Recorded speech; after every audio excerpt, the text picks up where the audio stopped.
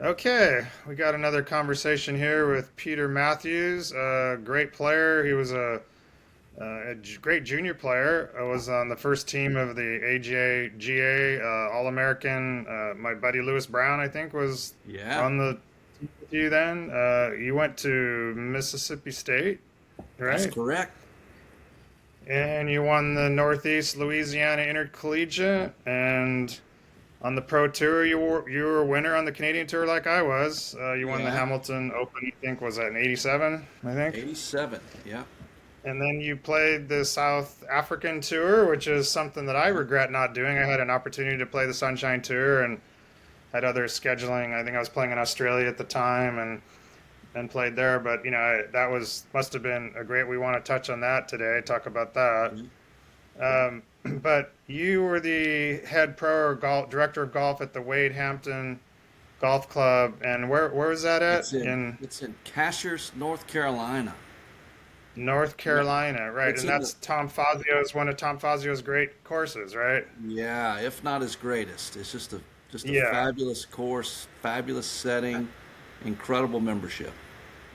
and you were there 20 years as the head pro there, so that's Good. an incredible thing. So we want to talk about that.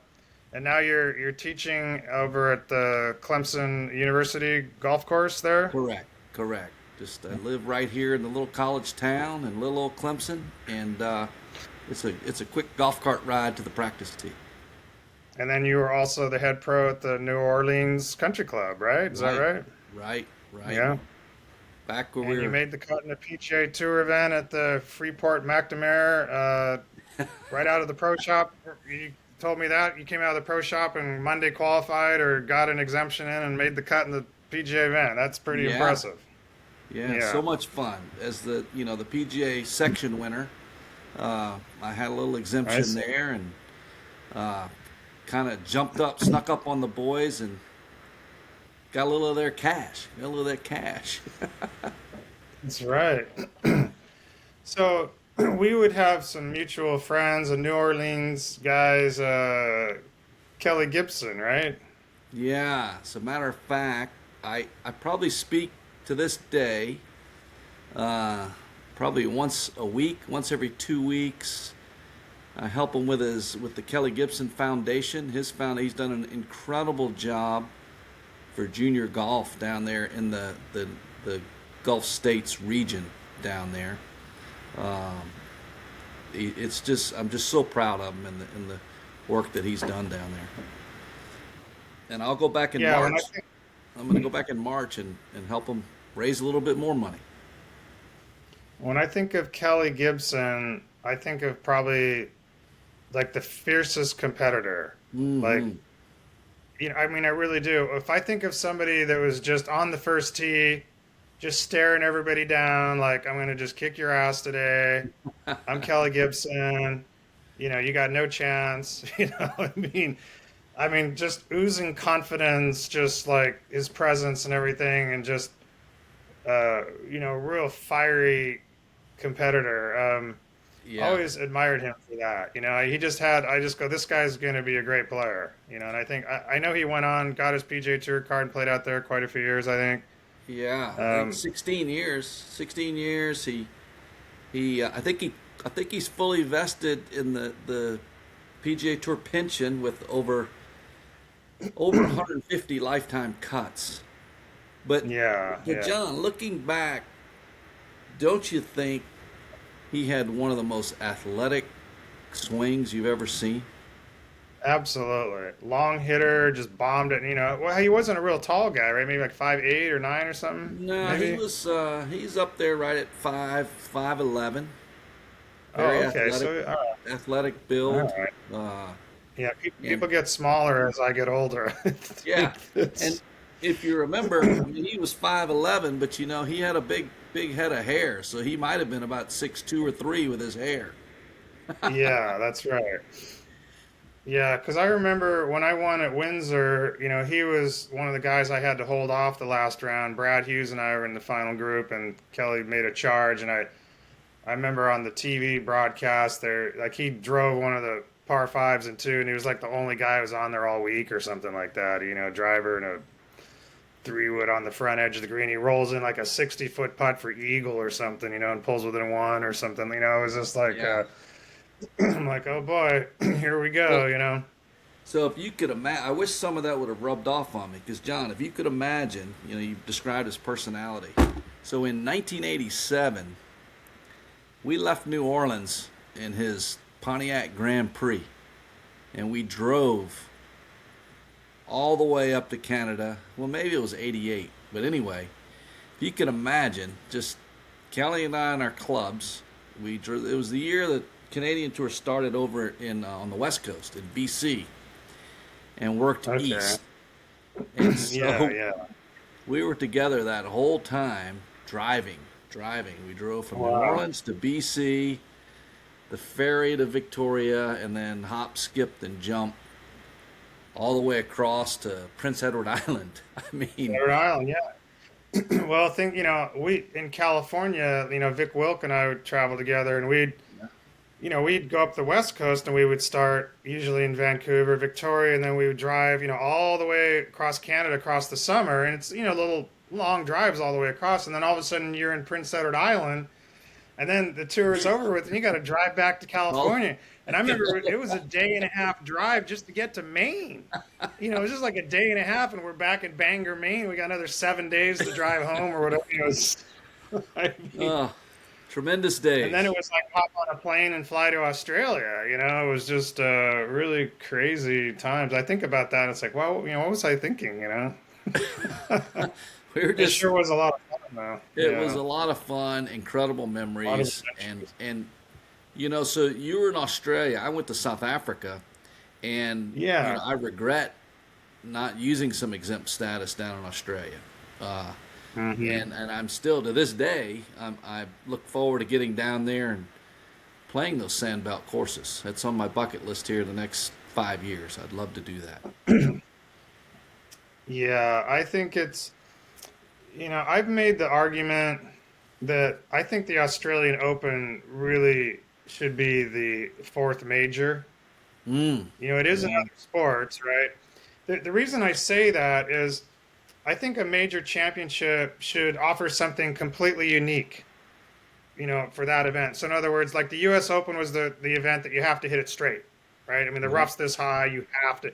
That's the tournament where the straight hitter can win, right? The long Correct. hitter, unless they're in the fairway, the long hitters are not going to necessarily do as well.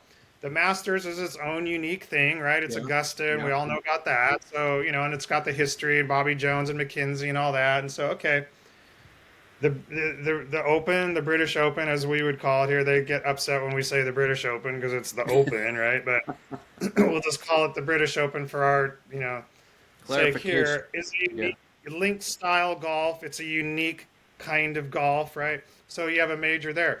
I think in tennis, that you have to win on concrete, you have to win on clay, you have to win on grass, right? The different surfaces are, each is different.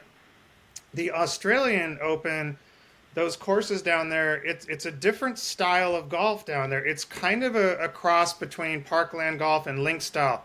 And in other words, they wouldn't have thick grass around the greens. The ball would roll off the Hmm. mounds and go down, and now you're down there, 30, 40 feet down, having to hit a bump and run, a lot of hard pan and stuff, and chipping it up, kind of like links. But the fairways were get pretty firm, and you'd have maybe a cut of rough.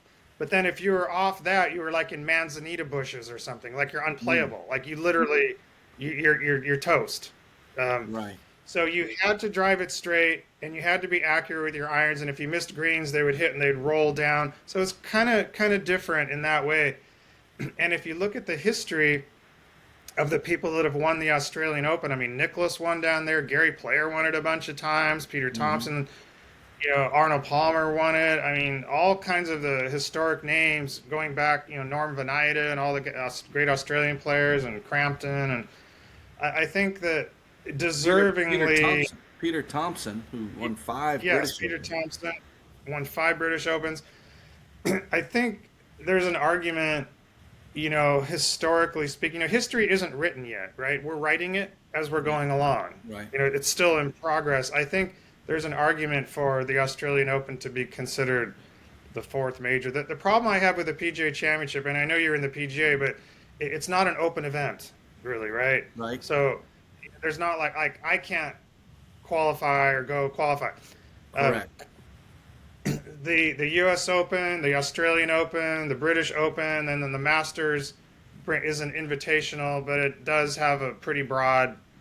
They Right. let people in, some people in the U.S. Amateur and stuff get in and that sort of thing. So the PGA, because what is it really? It's kind of a watered down U.S. Open. They play the same courses that the U.S. Open would be, and then Correct.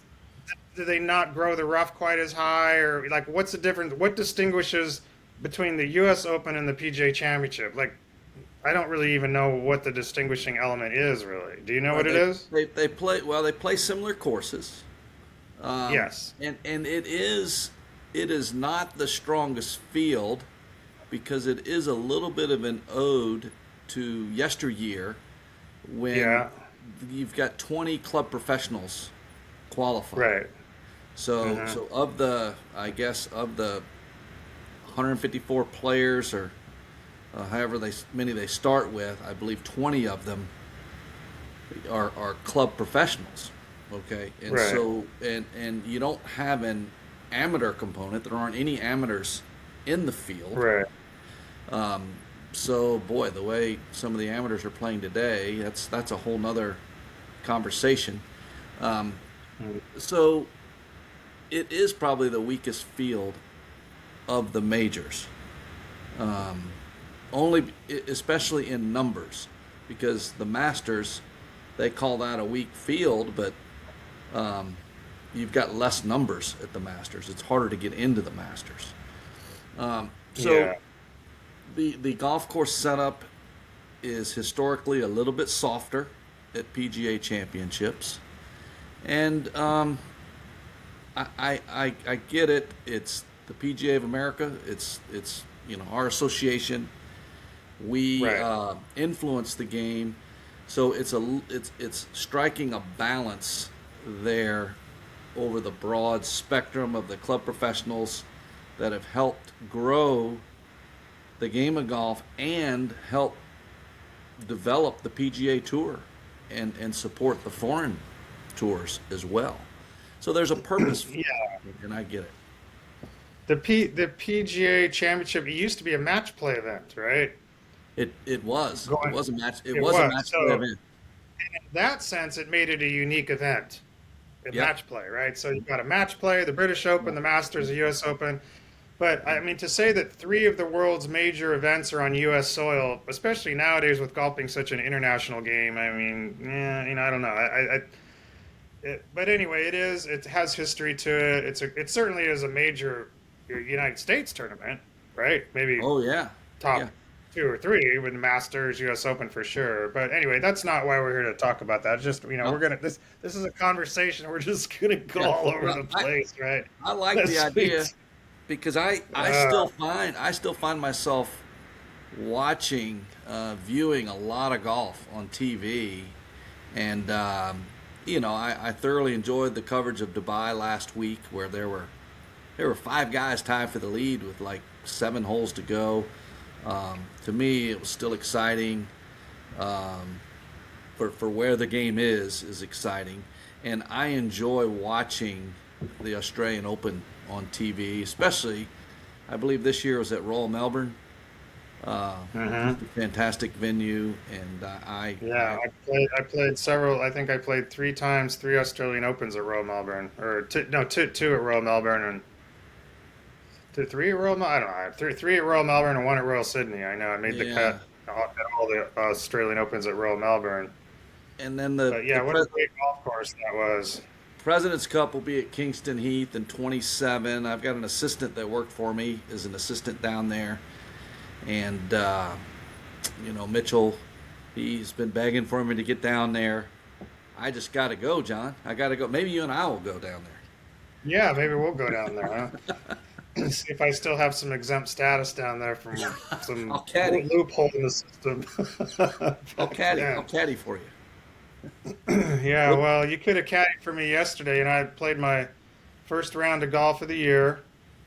And so in the last year, I've played 3 rounds of golf. I'm not an active player anymore. I don't, I have a very complicated relationship with playing golf Is it at this point. along the lines of love, just love, pure hate? I think, well, I'm very into my main passion in golf, and it's always has been in technique and ball striking, Mm-hmm.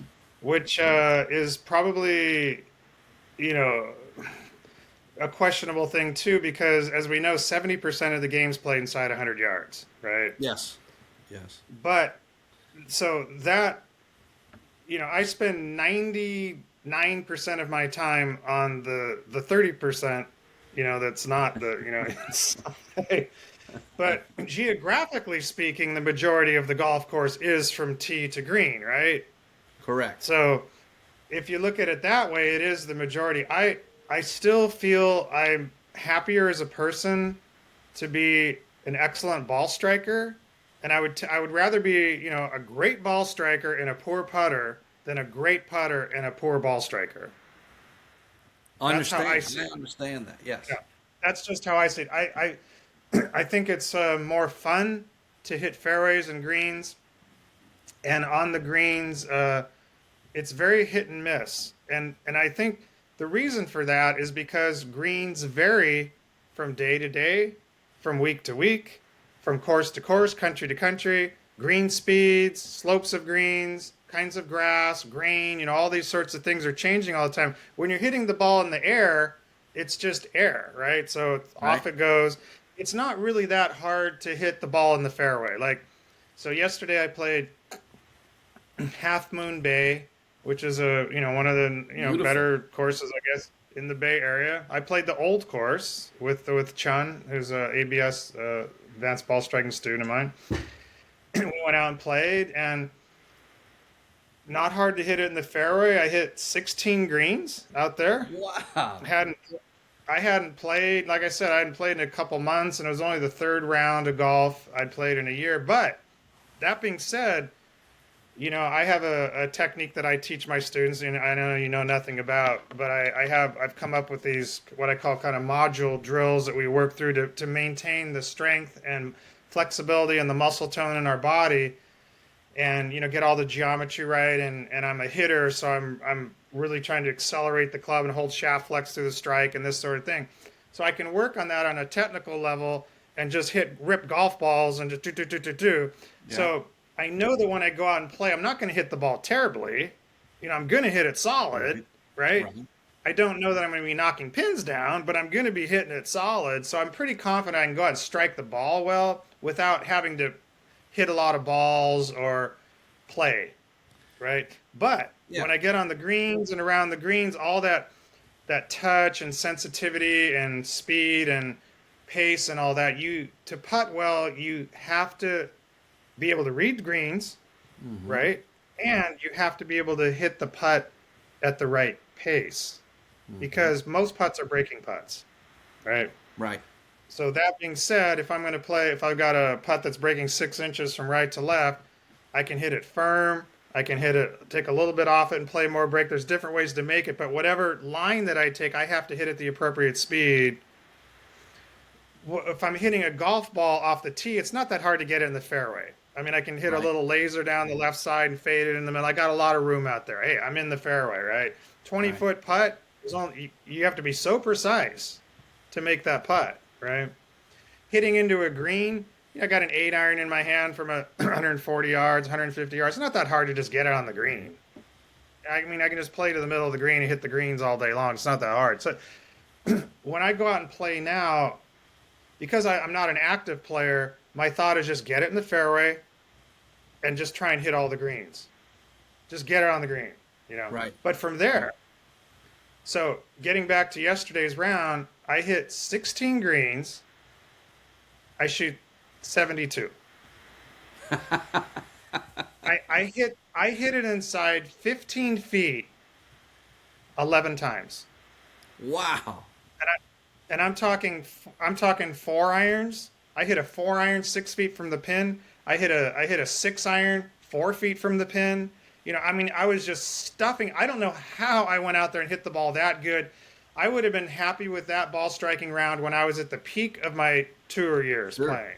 And I'm Sure. doing this with persimmon. I'm playing persimmon and blades. My driver's a 1956 Spalding Model 28 persimmon with a gamma fire insert. Oh, that's My phenomenal. two wood is I'm playing a McGregor Velocitized from 1964, the year I was born, and my irons are 1951 Tommy Armour Silver Scott 985s. Man, throwback. And it's not throwback. It's because The I equipment is. actually But believe the equipment's for I throwback. believe for high level ball striking, these are the best clubs Okay. actually. And I say this because the technology of a persimmon driver, let's say this, okay, we know Hmm. that if we take the sole plate off, there's a chunk of lead that's Yes. directly behind the sweet spot. Yep. So when I make perfect contact with that, that ball rockets off the face. Okay, because Yep. the mass distribution of like two colliding objects that collide perfectly, boom, right? Efficiency, feel, feedback, and you and I are good players. We hit the ball in the center of the club face, right? It's Yep. not that hard to do. So the persimmon driver allows me a little lower trajectory. I carry a driver with a shaft that's so stiff you wouldn't even, people would think it's crazy. And I can't hit it left with the shaft. I mean, it would be like if you took an X100 and tipped it like 6 inches or something. Wow. I mean, it's Wow. just, now I aim down the left side and it's just a low bullet off the tee. And then if I hit it straight, I'm in the left side of the fairway. If I fade it a little bit, I'm in the middle. And if I overcut it, I'm in the right side of the fairway. I just don't miss fairways. Yeah. You don't. And if I You. want to draw it, I hit my 2 wood off the tee because it has more loft and I can get it up and I can turn it over a bit. Yeah. And I have the shaft just a little bit looser than the driver so I can work it right to left. And that's how I get it in the fairway. And then for my irons, I play 1950s 51s because they're the heaviest blades. Interesting. Okay, I don't believe in light. I believe in Right. heavy. I go as heavy as I can because heavy, I can feel the club. I have more mass going through it, and I'm hitting it with the big muscles in my body. So I'm using Yeah. everything from rotation, and I'm taking the mass, and it's just like a door closing on it. Very repeatable here. If I start disconnecting my arms and hands and fly swatting at this thing, anything can happen, right? Anything can So happen. everything's very, You very and I. connected.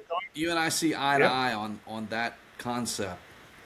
You and I see Yeah. very much eye to eye. The interesting thing is with a modern driver, because they're so light, like my driver here, this isn't my exact playing club, but I have the dead weight, if you put it on a postage scale, is just a hair under 16 ounces. Mm. 16 Heavy. ounces. Now, Yeah. the typical persimmons that we were playing when we were on tour would be around 13.5 Yeah. to maybe 14 is what we were playing. And I'm sure you met Moe. You would have met Moe up there in the Canadian Oh, tour. we took him out to dinner. We took him to lunch. Every chance we could get, we would hang out with Mo. Yeah. Every chance, you know. Yeah, Mo was Mo would tell me, 1 pound golf club. Who's 16 ounce driver? 1 pound golf club, 1 pound golf club. And I remember, I was filming him at a clinic. In fact, I have on this tape right here, Moe Norman, 1987, from Red Deer Country Club. I filmed him Wow, at wow, 10,000 shutter frames. Okay, wow. I've got that. So, Mo did you was happen? saying, Go ahead, go ahead, go ahead. no, I was just saying that, so Mo's hitting the 1 pound club, and I picked it up, and it's like it was way heavier than my driver, and I knew mine was just about 14 ounces. This is 2 ounces. You know how people nowadays are talking about their shafts and like how many grams? They're like, Yeah, oh, this shaft is 6 grams less. If you think about a driver that's 11 ounces, like a modern frying pan driver that people are using, 11 ounces to 16, we're yeah. I'm talking a guilty. difference. I'm guilty of that. Yeah, we're talking the difference of a third of a pound. That's a lot. Think about that. A third of a pound. The difference between that and people talking about grams. I'm talking like almost a third of a pound. So Mo told me that Hogan used a 16-ounce driver, that George Knudson used a 16-ounce driver, um, and I think he said Sam Snead did as well. So I Sam thought, Snead well, did. that was always in my head about going heavier, and it wasn't until after I retired from the tour when I was done in '93 was my last year, and then I didn't play golf for 13 years. I just left. Where you actually continued your career in golf, Continue. I just Yeah. yeah, I just said, okay, that's that part of my like a marriage that goes bad, right? It's like it's over. Right. Hey, hey Sandy, it was great, being with you. Bye, or Mon, it was. I just moved on, and I'm a musician, and I do other things, and I just left, Well, and I I got didn't to come back for watch. 13 Yeah, I got to watch this evolution, years. not only of Yeah. equipment getting, the sweet spot going from here to here, but the I feel that teaching actually, it has influenced the way. I'm not going to say every teacher, but it's the equipment has influenced the way some people are teaching the game today. Well, it has to because it's completely different. And just to cap this off about the 16-ounce driver, I when I came back to golf in 2006, and it's just a whole nother story. I've told it a million times on this channel, but I'll just long story short, I got drawn back into the game and I started just playing for fun. Because there was an old golf course that was built in the 1800s that was near me with greens that were the size of this your bedroom or something. It's just on the San Francisco Bay and the wind's blowing and all this and this great old school course called Mare Island. So I started just going out there to play for fun. And it was the first time in my life that I actually played golf for fun. Because I always, as a junior player, I was trying to impress my parents or others. Yeah. I'm on a college team. I have to be somewhere. I have tournaments to play. I turn pro. I have a sponsor. I have, there was always these other energies like surrounding me. And, you need to do well. And now I'm like out there. It's like, I'm not playing tournaments. I don't have to. My wife didn't even know I played golf. I mean, I met her she didn't even know I even played. That's amazing. So I dust off my clubs, and I go out there, and I have persimmons and blades and the same stuff. Max Fly Pro Specials from 1983 or four or whatever, persimmon driver, and I'm out there playing. And then I remembered, Mo talking about that 16 ounce. It's like, well, now I can start experimenting with these things because Doesn't I'm not matter. playing tournaments. I No don't even need to worry consequences. about. So I get in my garage, I take off the sole plate, I add some more lead, I get this up to 16, and I'm like, wow. Now I start hooking this thing like crazy, and I'm like, well, what's going on with that? Well, what I realized over time was that the shaft wasn't stiff enough because Yeah. I added so much more weight. I had to beef up the shaft. And I'm going to tell you this: when I learned this later through Ron Chalmers, who ran Precision Brunswick Golf Company. Um, they made the Apex shafts for the Hogan Company, and Ron lived in the Bay Area, and we used to play golf together with the sports writer Al Barca. And Ron told me that that Hogan and Lanny Watkins and Raymond Floyd and Palmer and a couple other guys were not using driver shafts back in the day. They would stick one iron shafts in their drivers and tip them like 5 inches, Yeah. and they would just be these poles in there. And not everybody was doing that. Not everybody knew about it, but those guys did. And Ron told me that they would make these special shafts. They would take one iron shafts and send them out to these pros to play on the tour. And I had put this tipped shaft in my persimmon thinking, oh, look what I just discovered, right? And I'm playing with Ron, and he's like, oh, that's old news. Oh, those guys used to do that back then. I mean, it's no big deal. It was just funny, but I got the shaft so stiff that it was now the same deflection as my irons and even a wedge. Like if I put an 8-pound weight, it would have the same deflection shape. Yeah. And guess what? I can't hit the driver left anymore. I can't hook a 1 iron. I Right. can't hook it. Now I can't hook the driver because I got the shaft stiff enough to where I can't hook it.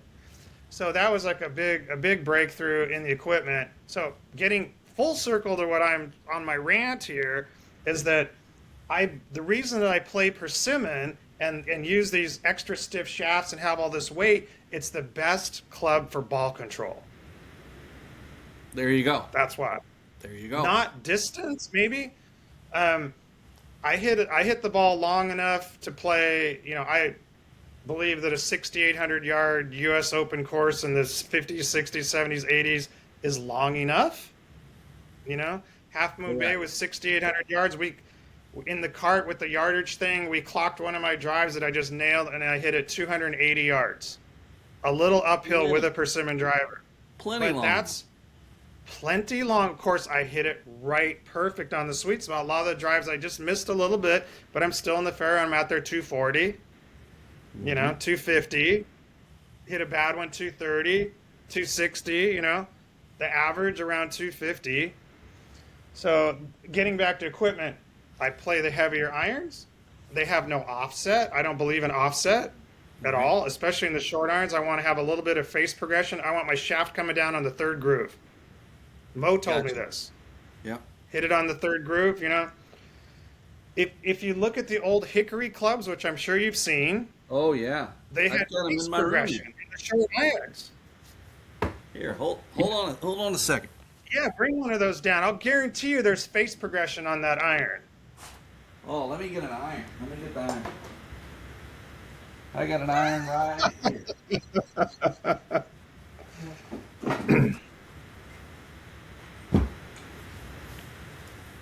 Here we go. Can can you see that? Yeah. Yeah, and look at that. See how the leading edge is on the left side of the shaft? Yeah. So if we're Right? hitting it this way, They if we're hitting knew this way. this, which is Look at correct. that. They knew this back in the 1800s. Yeah. They knew that you wanted to be hitting the ball down on the third groove of the club. It's a And pretty now with interesting like way all to this do it. offset, yeah. Now all the offset on the clubs, it's not correct. Not for good ball strikers. Right.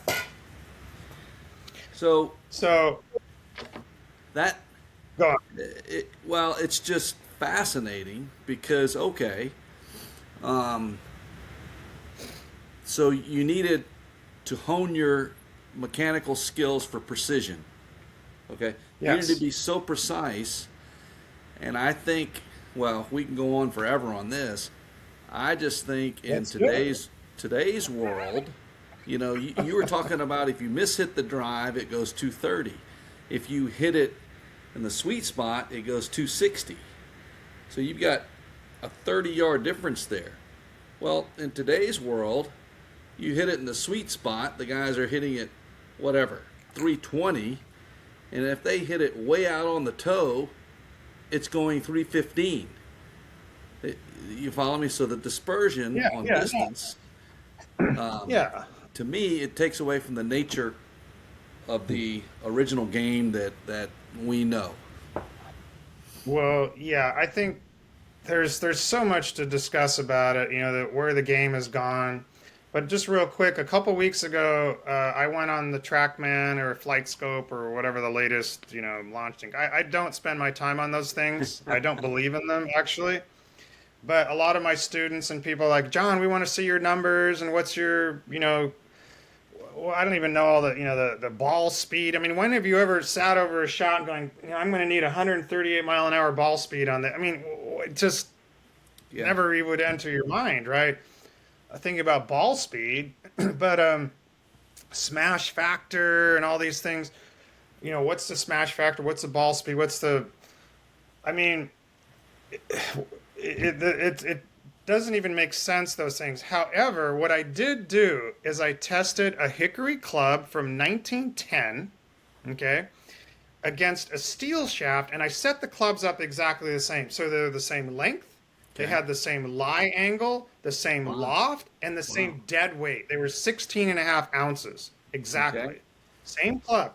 I put it on the launch monitor. I hit about a dozen balls. No difference. None. Wow. Zero. Wow. None. No difference. In fact, I tested some golf balls. I tested a 1970 Flying Lady with the little dimple pattern, the Yeah, small dimples, right? yeah, yeah. Okay, solid core ball. They had solid core balls back then. Nobody played him because they couldn't spin, right? Nobody would play. Whoever won a tournament with a top flight or a pinnacle, right? When we were playing, nobody. Well, Greg Norman had that tour edition ball. Yes, but that was a little better a ball Yeah, a little better than a ball. top flight or a pinnacle. He Yeah, could spin that thing, right? yeah. My point is, 1970 Flying Lady ball had the exact same specs as a Pro V1. Unbelievable. That's fascinating. Same distance, same spin, same And distance. When I bounced the balls in my garage off the concrete, they'd bounce exactly the same height. In fact, the Flying Lady would just even a little bit higher. I mean, a unbelievable. Flying Lady was invented. I mean, I'm sorry, a Pro V1 was invented in 1970. All they did was put a different dimple pattern and a cover on it and a name Pro V1. It's nothing new. That that Isn't that fascinating? that's truly fascinating, and I don't think I've had a conversation with anyone that has taken it to the detail that you have, because testing is testing, but I do feel like you have to have the human element in your testing, which is what you have, versus putting it all on robotics. Well, I was just actually, the reason that I tested the Flying Lady ball is I wanted to find a ball that doesn't go as far. Because I Correct. want to play.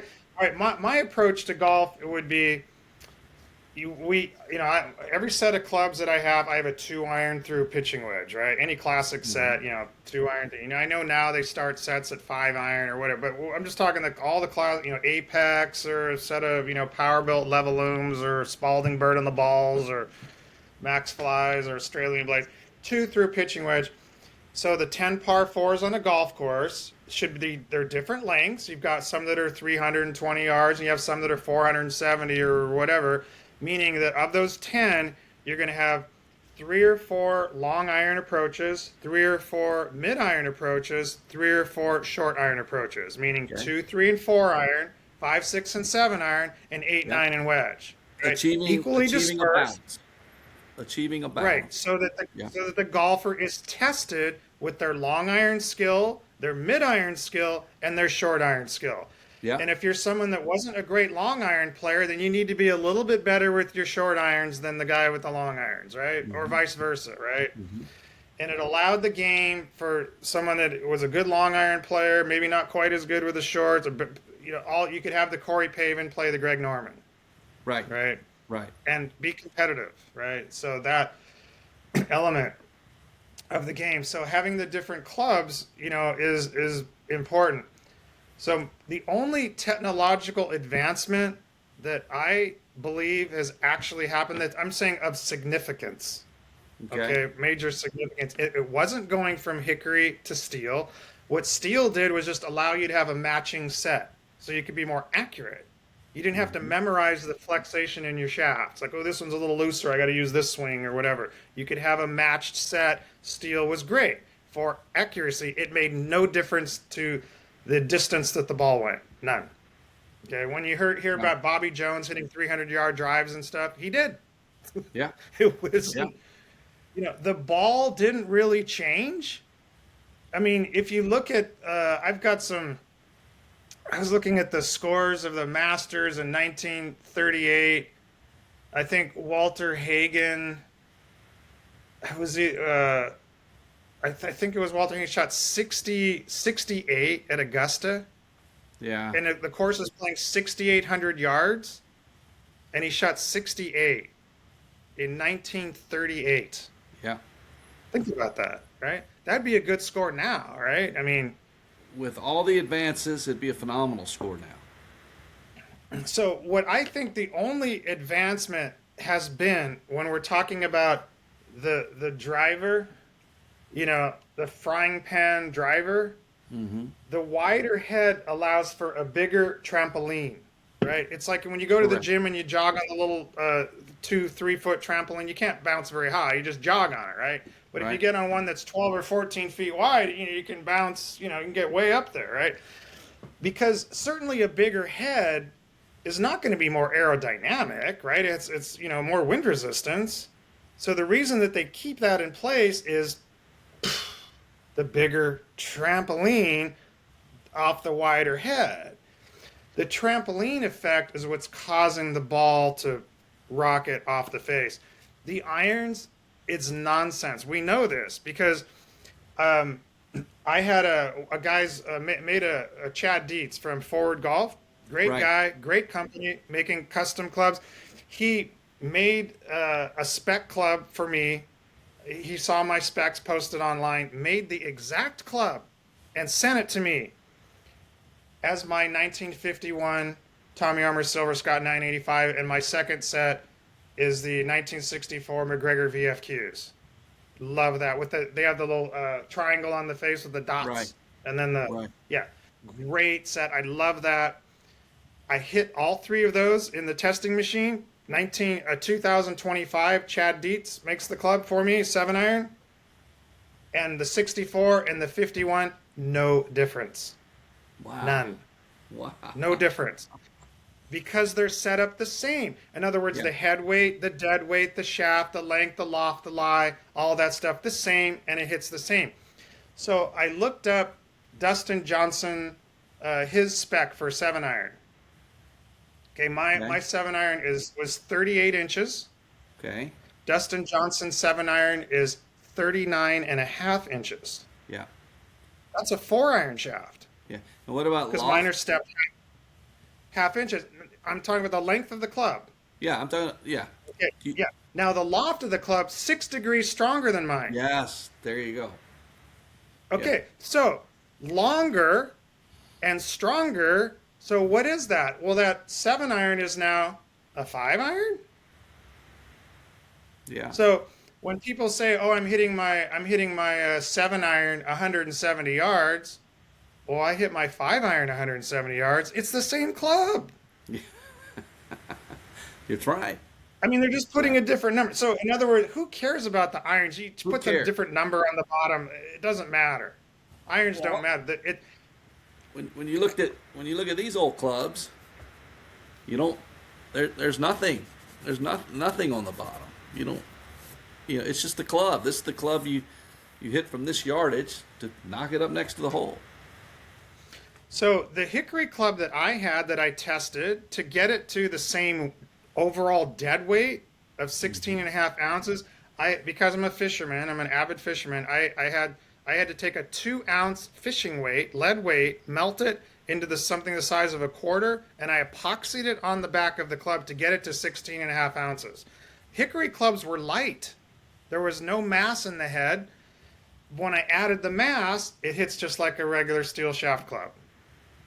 Yeah. I mean, the laws of physics haven't changed. No. It's the Physics are same. physics. Laws are It's the laws. same. But the springboard, the trampoline, what they call, is it the coefficient of restitution? Right? That's it. That That's is it. what has changed the game. That. Because Yes. now the ball's going, Sam Randolph told me when they did the studies, he said the ball's going 15% farther than it used to off the driver. I think that is spot on. Yeah. And then Well, they tested, 15%, right? and we're So talking if you equipment. take Go ahead. Go ahead.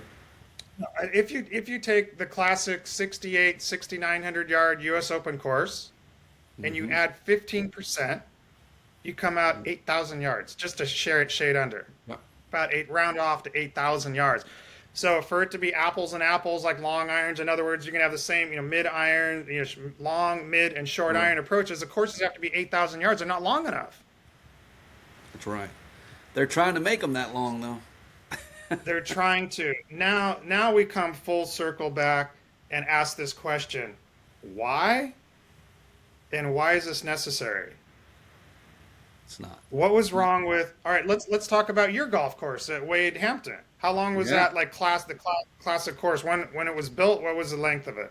So it opened. It was, according to Golf Digest, it was the best new private course when it opened in 1987. And that year that it was opened, the original scorecard was just under 7,100 yards from all the way back. Wow, this is really long. Really long. And it was, it is at an altitude. It sits up there at 3,800 feet. Okay. Now, in my tenure there, so over 20 years, the last scorecards that were printed, we were now approaching 7,600 yards. So they added 500 yards. And it is an upscale private club. So during the season, we were only doing about 12,000 rounds. And from those back tees, I don't think there were 800 rounds played from those back tees at, approaching anywhere from 7,200 to 7,600. So it gets back to the question, why? Why? The part of it was to try and achieve balance, to have, as we were talking earlier, some of the length was added on par threes so that we could have the 17th hole as a downhill shot, and it needed to be exponentially longer to be able to reach the 4-iron of what the longer golfers are hitting a 4-iron into that green. So that gave us a really short par 3, a little bit longer. So all the par 3s went from like 140, 160, 185, and now you have a monster playing at about 230. But it's downhill, so it's equitable on the playability of the holes. And so it's one of the things that makes the Wade Hampton Golf Course so enjoyable to play. Not only is it, superb condition, but the balance of the holes. The 480-yard par 4s have big greens with generous run-ups. Exactly. The short par 4s have a very shallow green, so you have to be precise with your short irons into the green. I love that you're saying that. That's the correct. medium iron, the medium iron holes, have a little bit more of a generous green, and you've got bunkering. You got a certain amount of holes with bunkers on the right side, bunkering on the left side. So the balance, and the word that is not used enough in course design, which leads to playability, is proportion. So balance and proportion is what you need. Yes. That's right. To achieve greatness in golf. And it's a test for the elite player. I think over time, over 72 hole event, it's going to define the best player. So having the holes different lengths and the different green shapes. I mean, everybody knows Augusta, so let's just take that for example. 10 and 11 were originally long iron approaches. Correct. Right? Correct. And those greens were kind of narrow but deep. So you could skip a ball in there. You didn't have to back it up. Then you look at the par 5s, 13 and 15, which are, almost essentially the same length, because they're kind of downhill, and then 13. And those, because the par 5, you have a green that's wide but shallow and protected, so it's a very risky shot to come in there with a low trajectory shot into a green that's not very deep. That adds the suspense and makes it a great hole. But when I saw, during the mid 2000s or whatever, and Phil's hitting an 8-iron in, Bubba's hitting a wedge into 13 stuff. It's just like, where's the drama in that? Like, it's just yawn. Who cares? I remember, watching when I was growing up, watching Seve on 15 with a 2-iron.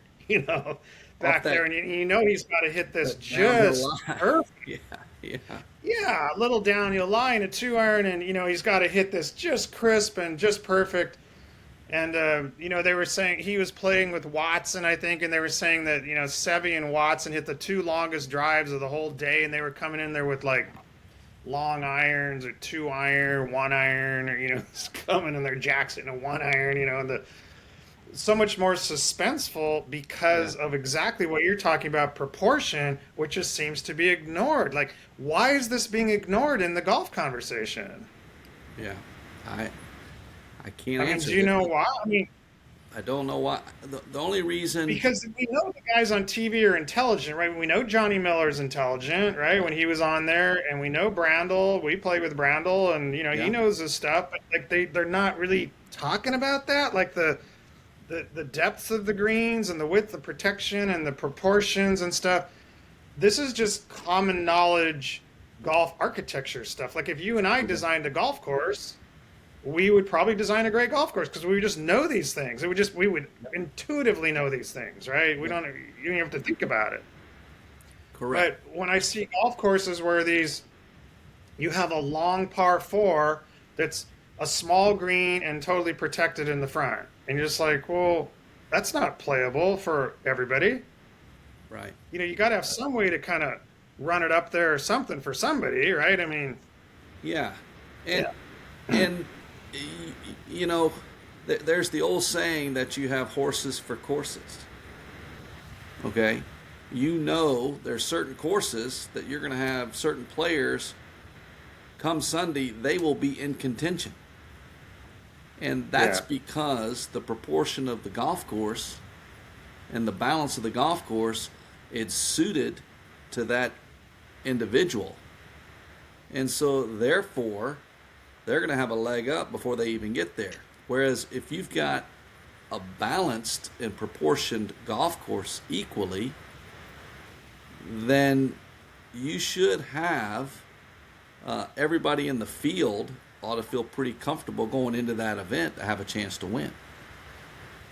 If that that's exactly right. makes sense. Yeah. Yeah, that's what made golf great. It seems to me that there's been this movement towards let's try and make the game more user friendly, for the weekend guy, right? Like let's invent a club where the average guy can bomb it out there 250 now or whatever, make a club that Mm-hmm. with trampoline and all that. And I don't have any problem with that at all for the weekend golfer because Right.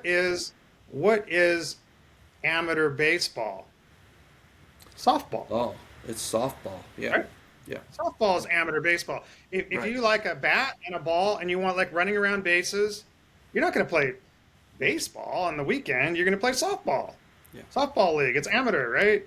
Right. I mean, no softball player is under the illusion that they're playing Major League Baseball, Correct. right? No softball players looking at a 95-mile-an-hour breaking ball coming over the plate, right? Right. No one, nobody is. Right. So And there's nothing wrong with that. here here's what's interesting because for a lot of the amateur players, when you're talking about bifurcating or having different rules, do you remember? Oh, I guess it's been 10, 12 years now that you used to be able to anchor the putter, and then they ruled under the anchored putter. They ruled that it was not a natural stroke. Okay, not a natural stroke. Well, my goodness, I think the golf swing, if you mishit it way out on the toe and it starts at the right side of the fairway and stays on the right side of the fairway and goes the same distance as a full shot, to me, that should not be natural either, because you've missed Right. your sweet spot by that Yeah. much. So what I did, they had the anchor putter, and I'm going to confess, I did anchor, but So for a few years, I anchored the putter, and I said, "Gosh, that's an interesting ruling that they said it wasn't a natural stroke." So on my staff, I had a great education class for all my interns and my assistants, and I went out and videoed the putter, okay, from just a video from here down. So, you see down the line, you see the stroke coming through, but you can only tell from, the last 8 inches. You couldn't tell if it was cross-handed, if it was claw, if Right. it was the Matt Kuchar style, if it was anchored, if it was non-anchored. You couldn't tell. All I did was video from here down, and I said, okay, guys, girls, we're gonna have a test. This is the ruling. This is where it is. Let's see if you guys can tell me what type of stroke this is. Now, you could tell, some putters were square to square. You could see some strokes, they would swing inside to out. Some would swing right on plane, and that's fine. But I said, I'm interested. Point out the grip, the anchor, the non-anchor. Nobody could do it. Nobody, Right. nobody could do it. Yeah. And so, but anyway, that's so. Then the Yeah. non-anchor Yeah. came in, but you know what? You know what really made me really mad is when the USGA said I could not non-anchor, and I started making so many putts, I became mad that they allowed me to anchor the putter. Does that make sense to you? Okay. So you anchored, and then they said you can't anchor. And I went So, non-anchored, so and I you went started making more putts. non-anchored, and then And you started making more putts non-anchored. right, And right. and is that what you use now? You still use a long putter? Yeah, when I play, I use now I'm Uh-huh. down at 42 inches, so it's Hmm. very clearly you can see I don't anchor, and I feel great putting. I feel great putting. It's almost like pitching pennies. It's light. It's free. I never practice it, and I'm just the opposite of you. That I feel like this is the easiest thing in the world. Give me 80 feet. Give me 4 feet. It's gonna have a chance to go in from anywhere, and the more chances you give yourself, the more you're gonna make. So I'm gonna Yeah. change your mindset in putting, John. Yeah. Get me into the. I messed with that long putter years ago, and I just could. I just felt like I had no touch. Like I just couldn't. It just. I always had Yeah, a little wrist in my stroke, a little bit of. yeah, I was coming up with, watching, Billy Casper and Julius Boros, and these guys were wrist putters, right? I mean, yeah, Bobby Jones, wrist yeah. putting, even Hogan and Snead. And now, You if you you probably think have more about this, you probably have more wrist in your putting stroke than you did your golf swing. yeah, yeah, I don't know about that, but I mean, a little bit of wrist in there. But here's the thing: if you think about the evolution of the game, let's round around to the intentions of the game. Okay, Okay. so if we go back to let's go back to the great golf courses that were built in the 1920s to 30s, 40s. A lot of those great historic Love tracks. love the And we've 20s era. seen the old footage. Yeah, we've seen the old footage from when they had television in the 60s, right? A little bit in the 50s, but the greens were slow. Whoo, really I slow. mean, really slow, right? I mean, there's Masters footage from the 60s where guys are 20 feet away and they're going bam. I mean, it's like they're putting on the tee boxes.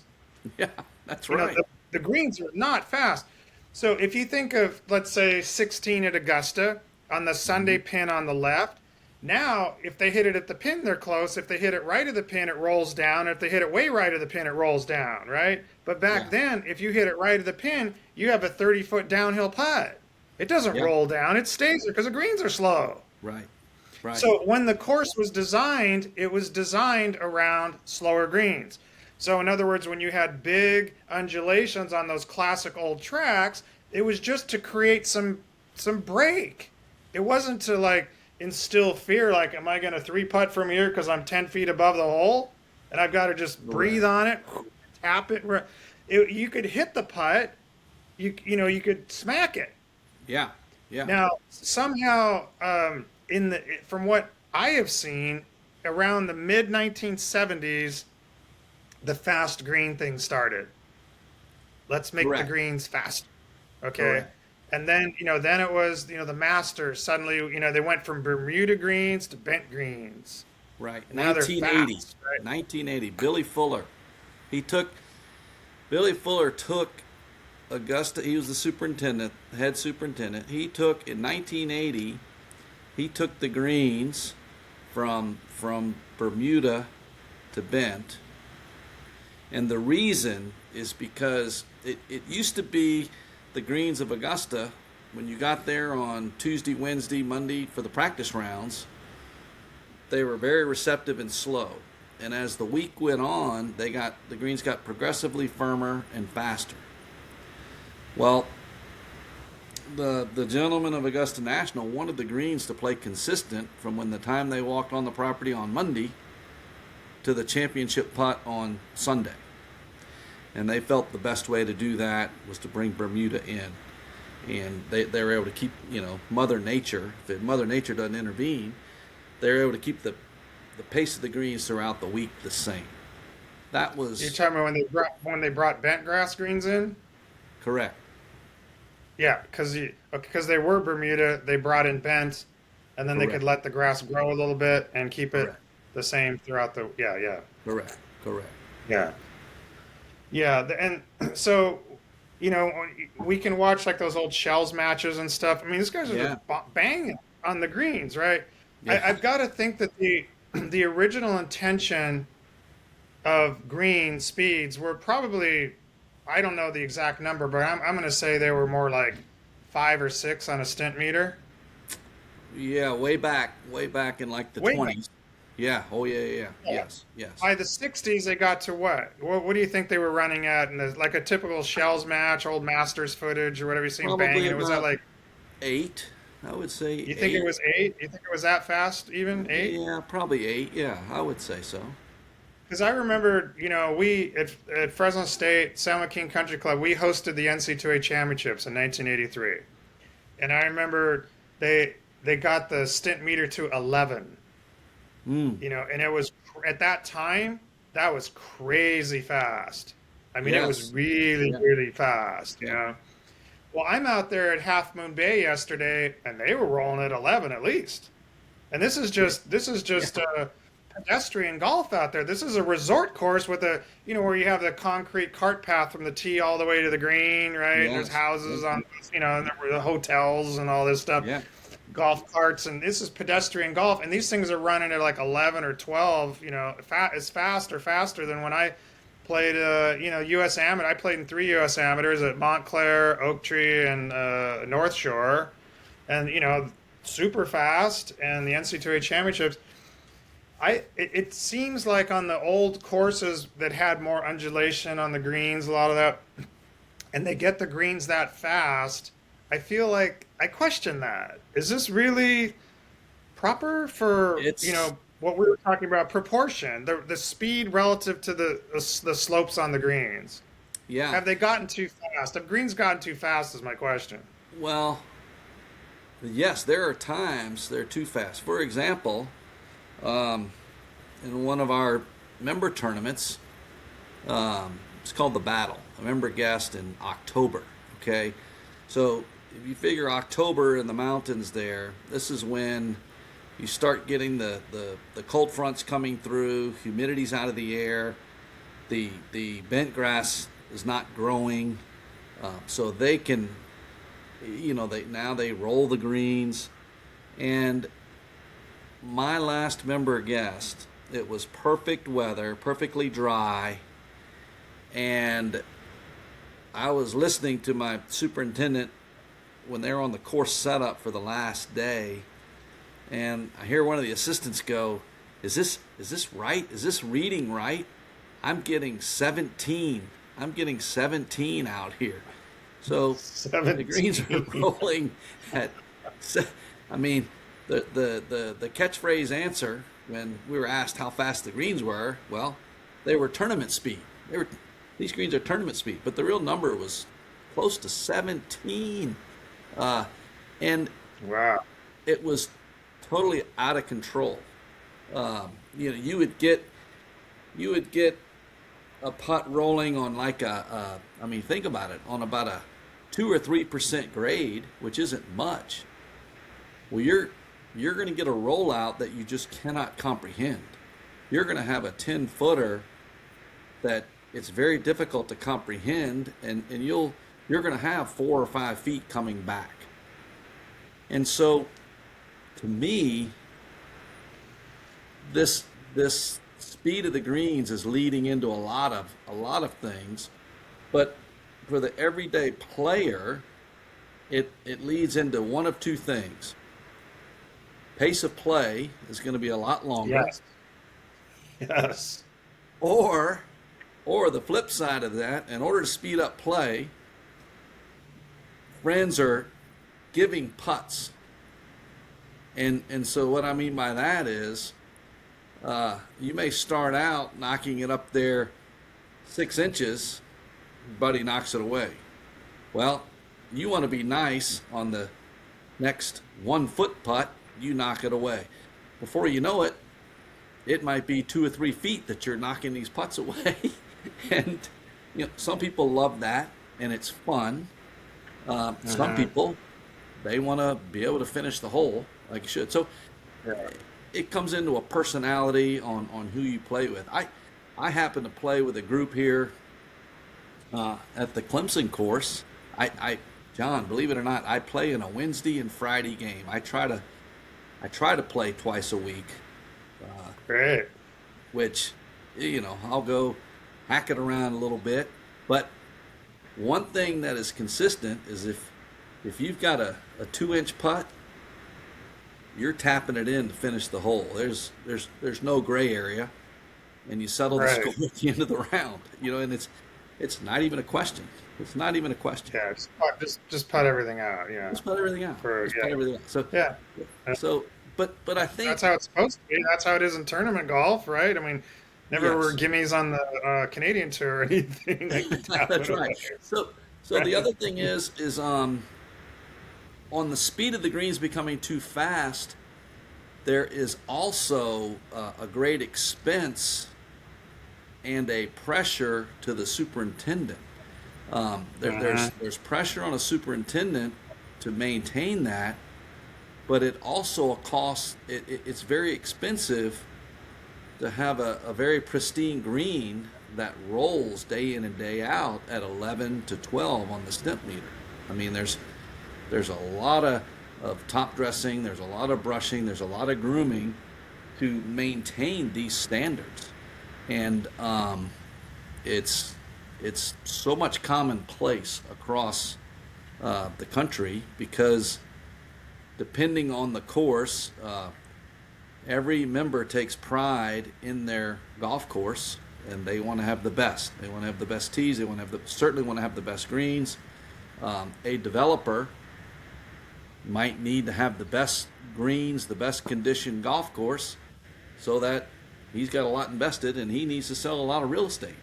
So it depends on what avenue you want to go into. But across the board, the standard of fast greens, I think we're at the limit if we haven't surpassed that limit. Yeah. Well, one time I played in the Australian Open. I want to say it was 1987, and the greens got so fast and the wind blew so hard that it was blowing the balls off the greens. Yeah. Can't play. And they had to cancel the round. Yeah. Because Greg Norman walked off the course. I mean, he's No. leading the tournament, and he hits his putt, and I was playing behind him, and his putt went up, and it went over the hole, and then it rolled right back down to his feet. Yeah. I Can't. mean, he putted up, and it came back, and he just took this putter, gave it to the caddy, and he just walked in. Yeah.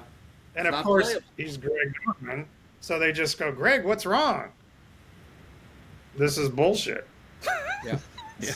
Yeah. That's And right. he just, I have to say, to protect the field, Mm-hmm. and everybody else, he's just like, look, not only am I not going to do this, I don't want anyone else to have to do this. Yeah. Wasn't So it? then they just cowered down and they canceled the round and they said, okay, we'll play the next day or whatever. But Wasn't I there a think, U.S. Open? There was a U.S. Open at Olympic, or maybe I think it might have been at Olympic Club that Phil Mickelson, the putt was coming back, and he just walked up and putted the moving ball into the hole and accepted the penalty and moved on. Uh, Instead of letting the ball go up and back, up and back, up and back. So anyway, but I yeah, believe it was. it's so my thought on the fast green thing is that what it does is it shifts the game, the priority of the game more to the great putter and away from Mm, the great ball strikers. Okay. And I say this because on bad greens, let's say bad slow greens, not everybody's gonna, a good putter's not gonna make everything because they're bumpy, right? right. And it takes the great putter out of their rhythm a little bit. They're gonna still make more putts than I am, but not as many. Not as many, Well, right? also the other element there, John, back to the ball striker. If it is a slower green, that means it's going to be a lot more receptive.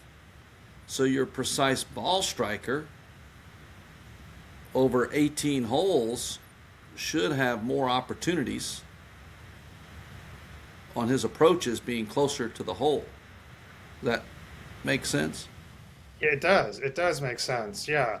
I think a good ball striker that's just peppering the pin all day long, I mean, you're going to make a few.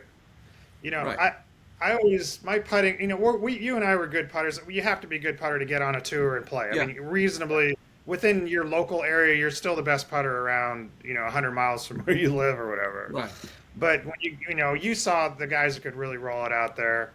I mean, it Ooh, was a big difference. the Stuart Henleys of the There was world. yes. I was just gonna say Scott Verplank, your buddy, right? Scott. Verplank. Ooh, yeah. I'm gonna say it. I said this before. I played with Scott in the Sunnyhanna Amateur. Okay, we're playing together. I hit 16 greens and shoot 72, I think. Scott hits 8 greens and shoots 66. It was the most unbelievable thing I had ever seen. He did not miss a putt inside 20 feet all day, not Yeah. once. Yeah. Everything. Yeah. Now the greens are perfect. So here's the thing about perfect greens. If the greens are perfect, a great putter can run the table Yes. because the Yeah. greens are perfect. They can run the table. If the greens are bad, they can't run the table. Correct. They're going to still make some putts, but they're not going to make every putt. Well, there's some Now, unpredictability in there. yes, now on bad greens, someone like me, I'd hit a putt and I hit it a little offline. There's still a chance it might go in because it might hit something and go in. That's right. But if it's a perfect green, as soon as it's offline, it's over with. It's not coming back. But if there's texture in the green and it's you still kind of come on, maybe kick it right, Yes. something. Yeah. So You know, it the it does tend to move things more towards the ball striker. Slower greens and bad greens are better for the better ball striker, and perfect greens and fast greens are better for the good putters because a great putter on fast greens and pure greens, they're not going to three putt. They're going to still putt well, but somebody that's having a bad putting round might three putt 6 times.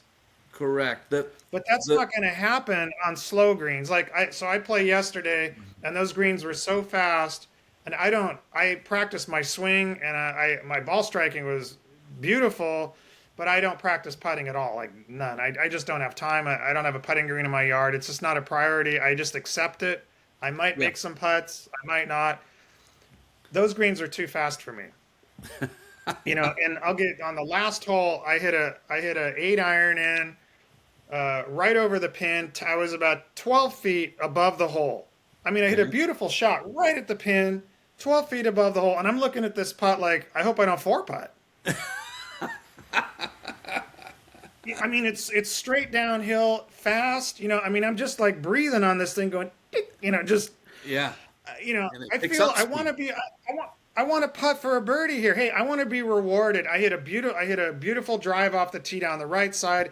I come in there with an 8 iron, a beautiful, majestic clubhouse in the back. It looks like St. Andrews or something. Beautiful, the Hyatt Hotel, and the people out there, and it's just gorgeous. And I hit this beautiful shot right in. I'm just over the pin, and I'm up there like, I want to be able to just give it a putt and see if I can make my birdie. And if it rolls a couple feet by or whatever, this thing is so fast that it's just like treachery. And it's like, I don't want to deal with treachery. I don't want to be. I want to be rewarded for the beautiful shot that I hit in here, and I want to have a chance at birdie. I don't want to sit there like. And they just verticut the greens, and they punched them a week or two, a couple weeks ago, and they're just not really running. Yeah. They're cut super fast, but they're not even. And I didn't make a putt outside 4 or 5 feet the whole day. Yeah. Just Well, so when this is the challenge of the game as long as it's been invented. When you strike the ball well, you are pretty much guaranteed to have the desired result that you envisioned. Correct? When you strike, yes, okay, whatever it is, fairways, greens, yeah, if keeping it you hit below a the seven hole, yeah, iron, if you hit a 7 iron 160 yards, and you got a 162-yard shot, you strike that 7 iron, and as soon as you strike it, you've hit that ball. It's going to be in there about 5 feet. Okay, that's the result. You just know it. Well, in putting, there's that element of the break where things unravel in putting is, you read it. Say it's a 15-foot putt, and you read it a ball outside on the right, and you hit it the appropriate speed, and it starts on that line, and all of a sudden it only breaks a half a ball instead of a ball. You've got a two putt. So even though you made the best stroke, you didn't get rewarded. And I think that's what you're talking about. So over time, you keep yeah, hitting these yeah. putts and you're not getting rewarded. You're going, golly, what does it take? So there's that other element. I don't know one golfer on the planet over the history of time that reads every putt perfectly. Okay, because there's a combination of speed and line. There's a That's right. lot of misread putts that are mishit and they go in, and that can happen on bad greens. And there's a lot of great putting strokes that don't get rewarded with the results. And that's where mentally it gets into your mind. It's like, oh my gosh. So that's why I adopted the philosophy that, look, I just want to give myself a chance every time. If I give myself a chance every time, I'm going to make my share and live with Yeah. that. I mean, I hit the ball good enough yesterday, seriously, to probably shoot 62. Yeah, that's what it sounds If like. I'd had Stein putting for me on a good day, I mean, Stein would have, Stuart Hanley, right? Yeah. Stuart would have shot 62. I'm almost to the point now where I want to just bring somebody out to putt on the greens for me. I'm your You know, guy. I'm your guy. yeah. So come on. So Jesse Perryman, who runs the Flag Hunters podcast, he's out at Cypress Point and telling the story about, Hogan came out there just to play, like just to play. He was Yeah. just a casual round with some friends or whatever. And he on the first hole he hit it above the hole, and it slopes pretty good from back to front. And he had about a 15-foot birdie putt, and he hit the putt, and it rolled past the hole, and it rolled right off the green down into the fairway.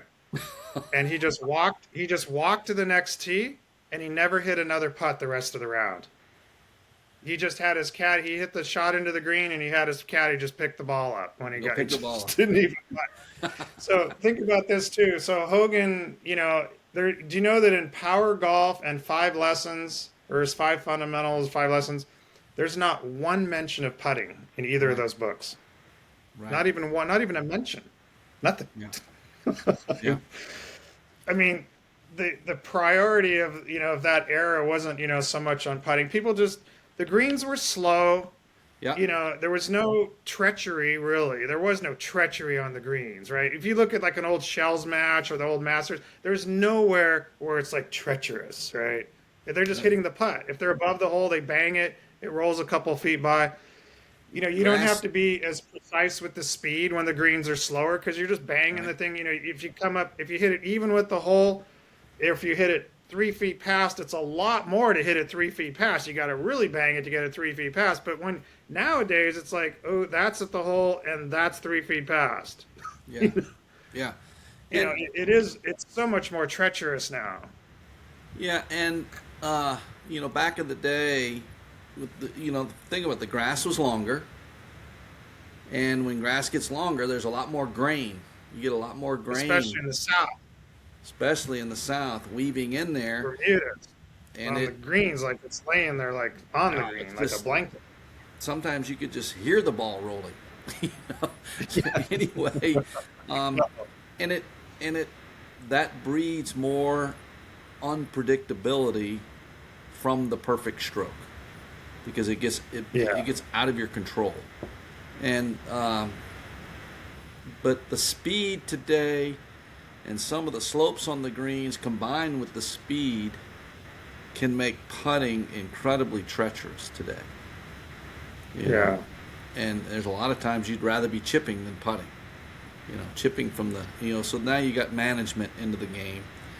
And,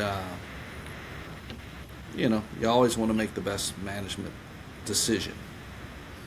And that's Yeah, what, like I said, my relationship feels complicated playing, and it really has to do with on the greens yeah, because I came away from yesterday's round as beautifully as I struck the ball, and I couldn't believe I hit the ball as good as I did, having not playing. I mean, there was no driving range, there was no warm up. I didn't hit a golf ball. I just hit a 2-wood off the tee down the middle, a par 5, hit another 2-wood up by the green, knocked a yeah, wedge on about 8 feet. Missed the putt. Next hole, I'm hitting a 5 iron into the green. I hit it, like 12 feet with a 5 iron. The next hole's a 4 iron in, and I hit it like 8 feet or something. I mean, I'm like, what? Am I just flagging it right now? I mean, I haven't been playing. I just drove for 2.5 hours. I'm stiff. I haven't hit any yeah, balls. And, I just, nothing made any sense about it. But yet, I'm hitting all the greens and everything, and I walk off the course like, how beautifully did I just hit the ball today? But my reward is a 72, just like if Stein had hit 8 greens and shot 72, right? yeah, Which would be that's a right. typical round, That's right? right. And he'd be laughing at you. Yeah, and it's like it doesn't feel as good as it should Right. to me. It doesn't. The reward. I So, know I don't spend a lot of time putting. I do have a technique that I've come up with that works okay. Sometimes I can make some putts. I played out at Cypress and I had 4 birdies out there. I hadn't played in 6 months. I what is can this roll technique? it okay. What is What's that? this technique? What is this technique you're speaking of? Well, I was putting so bad when I came back and played golf in 2006. My ball striking was pretty good. Okay. but my putting, it was just so, it was embarrassing. So I start teaching and I'm bringing students out there and I literally can't make a putt from 3 feet. I mean, it's just like, yeah, it's just Okay. horrible. And I was playing with sports writer Al Barkow, and Al's like, "You're such a good chipper," you know. And he goes, "John, you're such a good chipper. I'm surprised you're not a good putter, because most good chippers are good putters." Mm. And I just thought to myself, this light bulb went off. It was, it was like, bing, I'm like, what if I don't putt anymore? I just chip on the green. Yeah. So what I did is I invented a putter that's set up like an 8 iron, lie angle wise. I Okay. put my hands are 12 degrees forward shaftly. We Okay. all put our hands Yeah. forward when we Yeah. chip. So I set my putter with 12 degrees. So when I put my hands forward, the putter's back square again.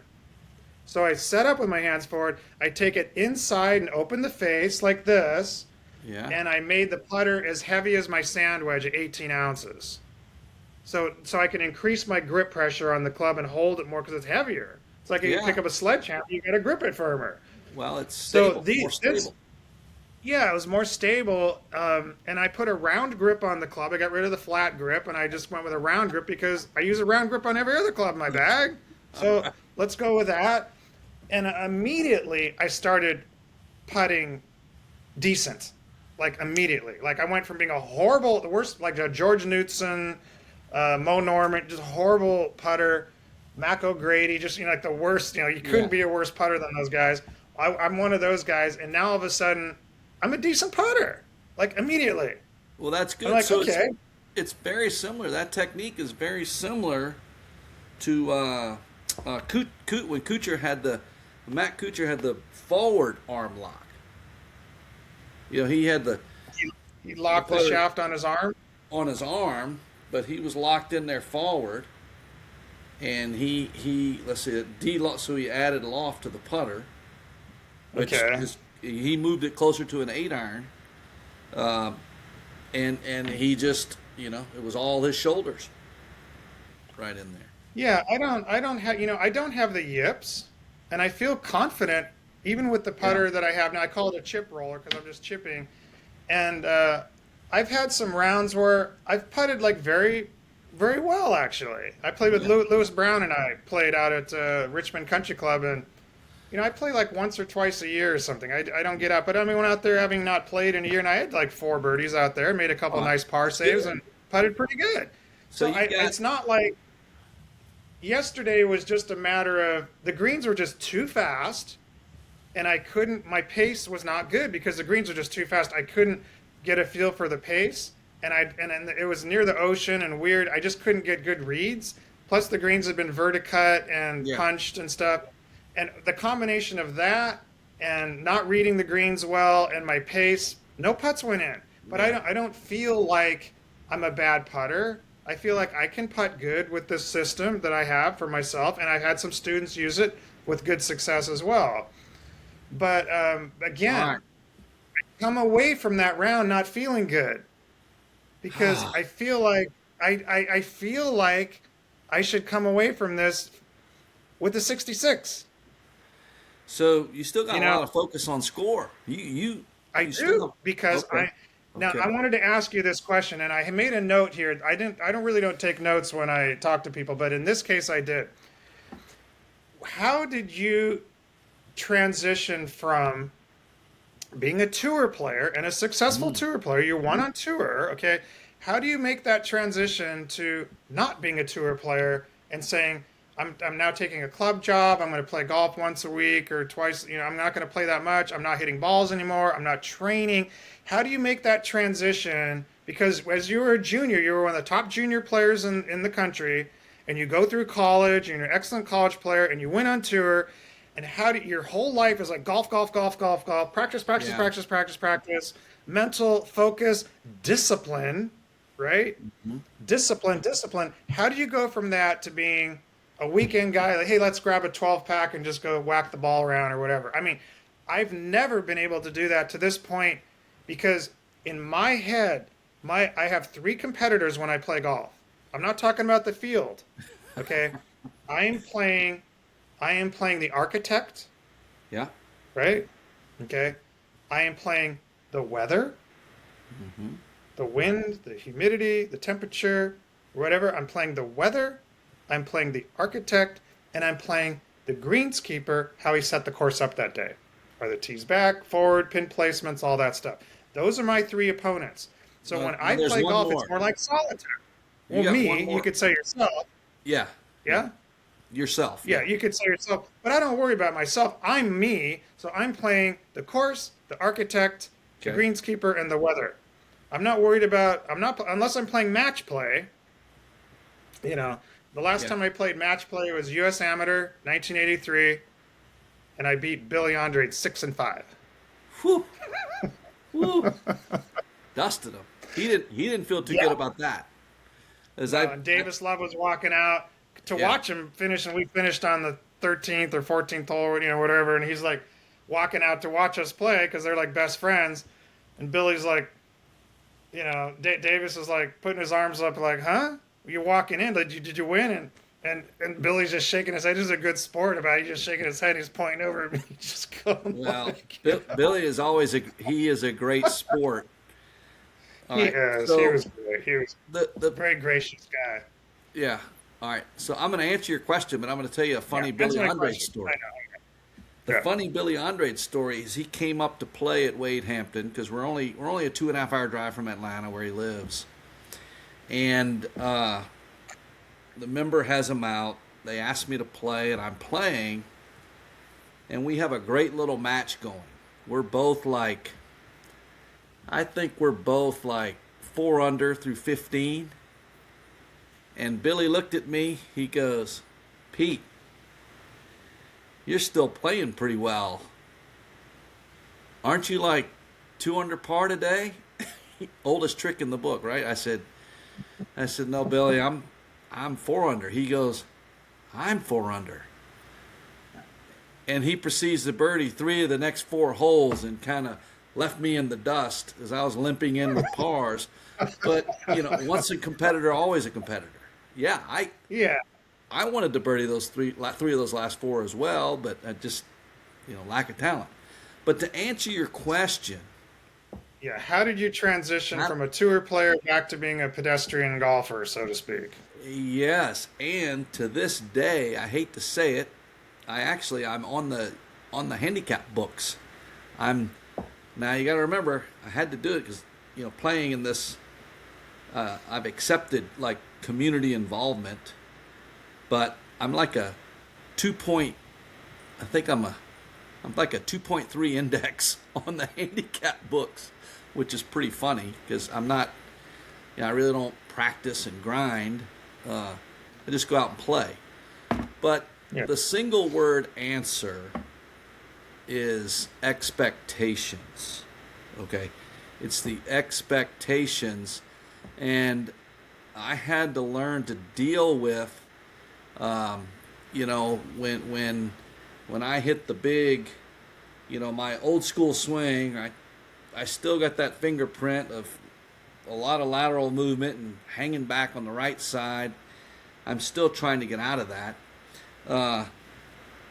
When I would flare it, 40 yards to the right in the trees, I had to get over that feeling of an embarrassment because nobody expects you to hit that shot. So anything can happen. And so really the expectations is you break it down to the task at hand. It's the task at hand. Look, on any given day, I might handle the task at hand very well and maybe shoot a 66 or 68. But if I don't, I'm going to be subject to shooting 80. And I don't worry. I guess I'm maturing, John. I don't know, but I just don't worry about those feelings anymore. I just want to go hit the next shot well, and that's it. Yeah. That's all I want to do, and I try to carry that with me right down to the 6-inch putt that you should make. But if you don't go through your routine, you might yip it anyway. And I just don't worry. Yeah, I don't worry about it. that's that's a good way to look at it. you know, when you're playing on tour, you know, we have so many opportunities, right? I mean, if we're playing 20 events a year or 30 events or Yep. something, you know, you have so many opportunities to do something good.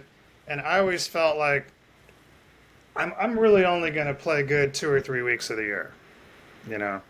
The rest of the time I'm just dew sweeping out there, you know, Right. making a cut and teeing off at, you know, 7 a.m. on Saturday morning. Nobody cares. Nobody's out there. Nobody's, you know, you're just Right. picking Right. up your $700 check, put some gas in the car, and get out to the next tournament or something, you know. You know, there were, but you know, you'd have those weeks. Like for me, I really feel like golf is almost like two different games. Like you have the tee to the green, and then you're on the green. It's almost like, okay, here's your golf club, you hit it on the green, and here's a pool cue, and now you have to do this or something. Like that different to me, you Right. know. What's the Olympic sport where they in the Winter Olympics they're Oh, on curling. snow skis? Cur- No, snow skis, and then they get a shotgun or a rifle or something. oh, yeah, yeah, What yeah, yeah. what Or is that sport where they're on snow skis? They race to a is it spot and then they have to shoot a target? is it like a biathlon or? Yeah, something like that. But I mean, there's two completely different Yeah. things. Like one is cross country skiing, and the other is a rifle. Right. Right. You know, I Right. mean, That's you golf. know, it just has nothing to do with each other, right? And that's how I feel like putting always was. It was like two different games. There's getting to the green, and then there's what happens on the green. And for me, it was always like matching those two when those two would come together. I'm hitting it good and putting good this week? Really? Like, wow, this is Yeah. fun, you know? Yeah. Like, So you know, to get them the both other thing, going, you know? all right, this might change your life for putting. You may I'm know ready. this, you may not. I mean, look, we've both been around the game for a long time at a high level, and rarely is there something new that you hear. So forgive me if you've heard this before. But you know, the golf hole is 4 inches, okay, 4 inches in diameter. At the equator of the hole, you realize the ball fits 3 times across? Exactly. Exactly. The ball, 3 golf balls at the middle of the hole will drop right in. It's like a basketball hoop. 2 basketballs go in the hoop, okay? So, if you've got a straight putt and you hit it the distance of the equator of the hole, you've got three. You remember how Moe Norman used to say, "Oh, the ball will fit 10,000 times across." Well, Right, right. you don't have to have the perfect line in putting. You just got to have within 3 ball widths I'll of the take putt. 10,000 times across over 3 times across. I will. Oh, that's that's good. What was I that? will. What was that course?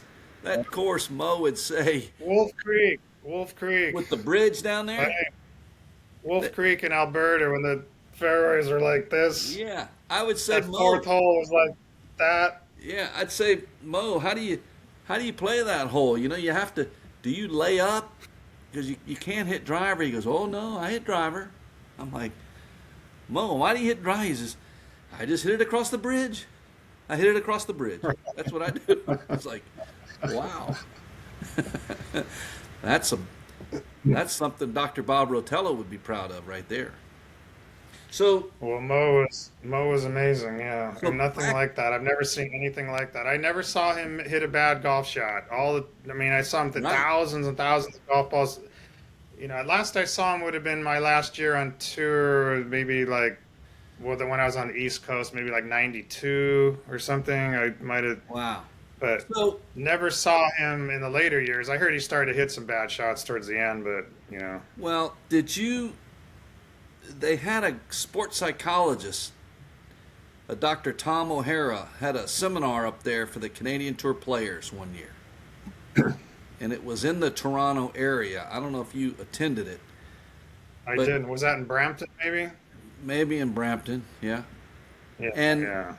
and Kelly and I are sitting in the back of the room, and Mo walks in late, and he sits down right next to us. And the whole time, Dr. Tom O'Hara's giving his dissertation, staying in the present, going through your routines. The whole time, Moe is kind of going, hoo hoo hoo hoo hoo hoo hoo hoo hoo. Ooh, that's right, Doc. Ooh, that's right, Doc. You could just, feel his presence there. And so Dr. Tom O'Hara, he, towards the end, he's asking for questions, and finally he's wrapping it up. He goes, Moe, he says, I hear you have some commentary back there. Is there anything you want to add to the class? And, Moe's got his putter and his 3 golf balls. He goes, oh, Doc, I agree with everything you say. I agree with everything. He goes, guys, you see this golf ball? And, he whacks himself on the head. He says, this golf ball doesn't have any feelings. It's choking 1 million people that play the game, but it doesn't have any feelings. And I just thought that was priceless. It is. Kelly and I still laugh at that today. So, in the other time, were you at the Canadian Open? I'm sure you're at the Canadian. I guess it was every year they'd get Moe to do an exhibition there when it was at Glen Abbey. Glen Abbey, yeah. Well, this particular year, like Tom Seekman and Keith Clearwater, they were videoing it. Mm-hmm. And then after a while, for about an hour, Mac O'Grady and Moe were talking off on the side of the range. I would have loved to have heard that conversation. Right. I don't know Mac. We got to know Moe a little bit, but goodness gracious, that had to be an unbelievable conversation. Yeah, 2 great strikers and guys that couldn't really putt well that much. Moe didn't really give much attention to putting. He would just step up and whack it, and just. I think the whole super fast green thing would have driven him crazy as well, because in his day, the greens were slow, and you just get up there and give it a smack. Yep, that's try right. and make It was predictable in speed, but not as predictable in line. Yeah. So putting is it's a big part of the game. It's become more of a putter's game now than it was before. I think a good putter. In other words, if you're a bad putter, you can on fast greens you could 5-putt. Oh yeah. Oh yeah. You know what I mean? Easy. But in the old days, if you were a bad putter, you would just 3-putt. Yeah. Right? Yeah. You'd roll it up there, and if you rolled it 5 feet by, you'd miss that and tap it in, right? You wouldn't 5-putt. It was Right. 3-putt was the worst. That was the worst scenario. But when the greens are super fast, for your average pedestrian golfer, you're talking about 4-putting, 5-putting. You could just go on and on. It could be really, really bad, and so that's not going to happen with a good putter. Good putter's not going to rarely 3-putt. Yeah. So one thing in greens, I learned we redid the greens at Wade Hampton in 2017, and I got to really see Tom Fazio in action, and they cored the greens out and they built them back up close to the original slopes. They did take some undulation out of the green and make it more level, because the greens would be day in day out. They're easily nothing slower than 11. They're normally 12, 13 every day, but with them leveling the slopes out, you could push the hole locations towards the edge a little bit more. And that kind of makes sense to me. But if you triangulate every 10 feet, so if you take a 10-foot grade north to south, and it's 1 degree up, and then if you go from this point, you go 10 degrees, and then 10 degrees. Those 3 edges could never add up to more than 5.5 degrees of pitch. So if it's 1 degree, 3 degrees, that's 4. This this pitch here had to be 1.5 or less to be a pinnable location. I And see. Yeah, and yeah. I didn't realize how much detail went into that much of an area, because there's a lot of greens built in the 20s that Yeah. you might only have 10% of the green at today's speeds be pinnable. Does that make sense? Yeah. That makes So sense. And but the earth is also fluid too. And over yeah, time, the earth moves and changes. It's a real problem out at Cypress Point because you're talking it's natural sand dunes out there. right. And you got the wind. It's constantly, well, it's just little speckles of sand over the course of decades. It's Some of gonna these layer. greens have moved like they've added like a foot, Exactly. you know, more of sand. And if you look at the big dunes, well, where did those come from? Yeah. I mean, you're Yep. talking about dunes that are like 30 feet high out there, Yep. and if they're not careful, so every once in a while they got to go out there and just rip those greens out and redo them because it Yeah. changes the topography, so Yep. much. And really, that's an extreme case when you're on a coastal course like that.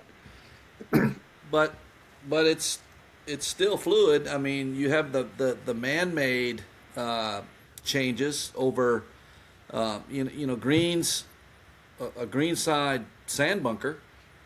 That blasting of sand out of the sand bunker will change a green over time. Your top dressing and aerification processes will change greens over time as well. Yeah, right. So That's right. So, well, it's very interesting. Um, and this is, I like the comprehensiveness of this discussion, because it's kind of encompassing we're deep everything in the game. divers. I'm a deep diver. I'm not just like, oh, who's winning the tour event this week, or I don't even watch a golf. I don't feel like I've watched a proper professional golf event probably since the 90s. Wow. I mean, Yeah. and I say that because I feel like they're playing softball. So to me, I'm watching professional softball, but I like watching professional baseball, right? It would be Yeah. like if they got rid of baseball and they said, no, no, no, we're not going to play baseball anymore. All you guys are all going to play softball now because these are the new rules. There's no competition. The USGA has no competition. They're the only rule. They're the all-knowing. They're going to decide how everybody's going to play golf. And I get this modern game jammed down my throat, and I don't like it, and I'm not going to do it. Yeah. I'm It's resisting. No, it's you know. it's tennis, and tennis became just a smash game. You just smash the serve and you get one return and it's over. The volley's over. Golf is, you just bomb it out there as far as you can and get a wedge in your hand and get it up on the green and make the putt. Or Yeah. bombing on the par five and hit 5-iron up there on the green in two. No, it's as much as you and I have played, we cannot relate to hitting it 320, 340 yards off the tee. We can't relate. Or,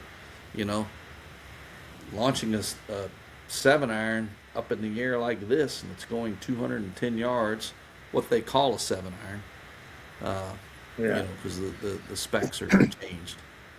It's hard to relate, and if as much as we've played and we can't relate, how does the average golfer relate? And Well, I think unfortunately, there's been. No, go on. unfortunately, I don't know, things seem to be so fragile in the professional game. Obviously, you've got Live has interjected itself, and you've got the PGA Tour. I don't know how fragile the sponsorships of the week in and week out tour events are, but I know that Sanderson Farms has pulled out. I guess the sponsor of Torrey Pines. I guess they're that tournament may be going away if it's not careful. things just seem so fragile, and it's because of television revenue. Now we get into the business aspect of television revenue. Hmm. You only have what, six? You've got the four majors move the needle. You've got the TPC, and you've got the Ryder Cup every 2 years. Well, Augusta National has one major. The USGA has one. The RNA has one. The PGA of America has one.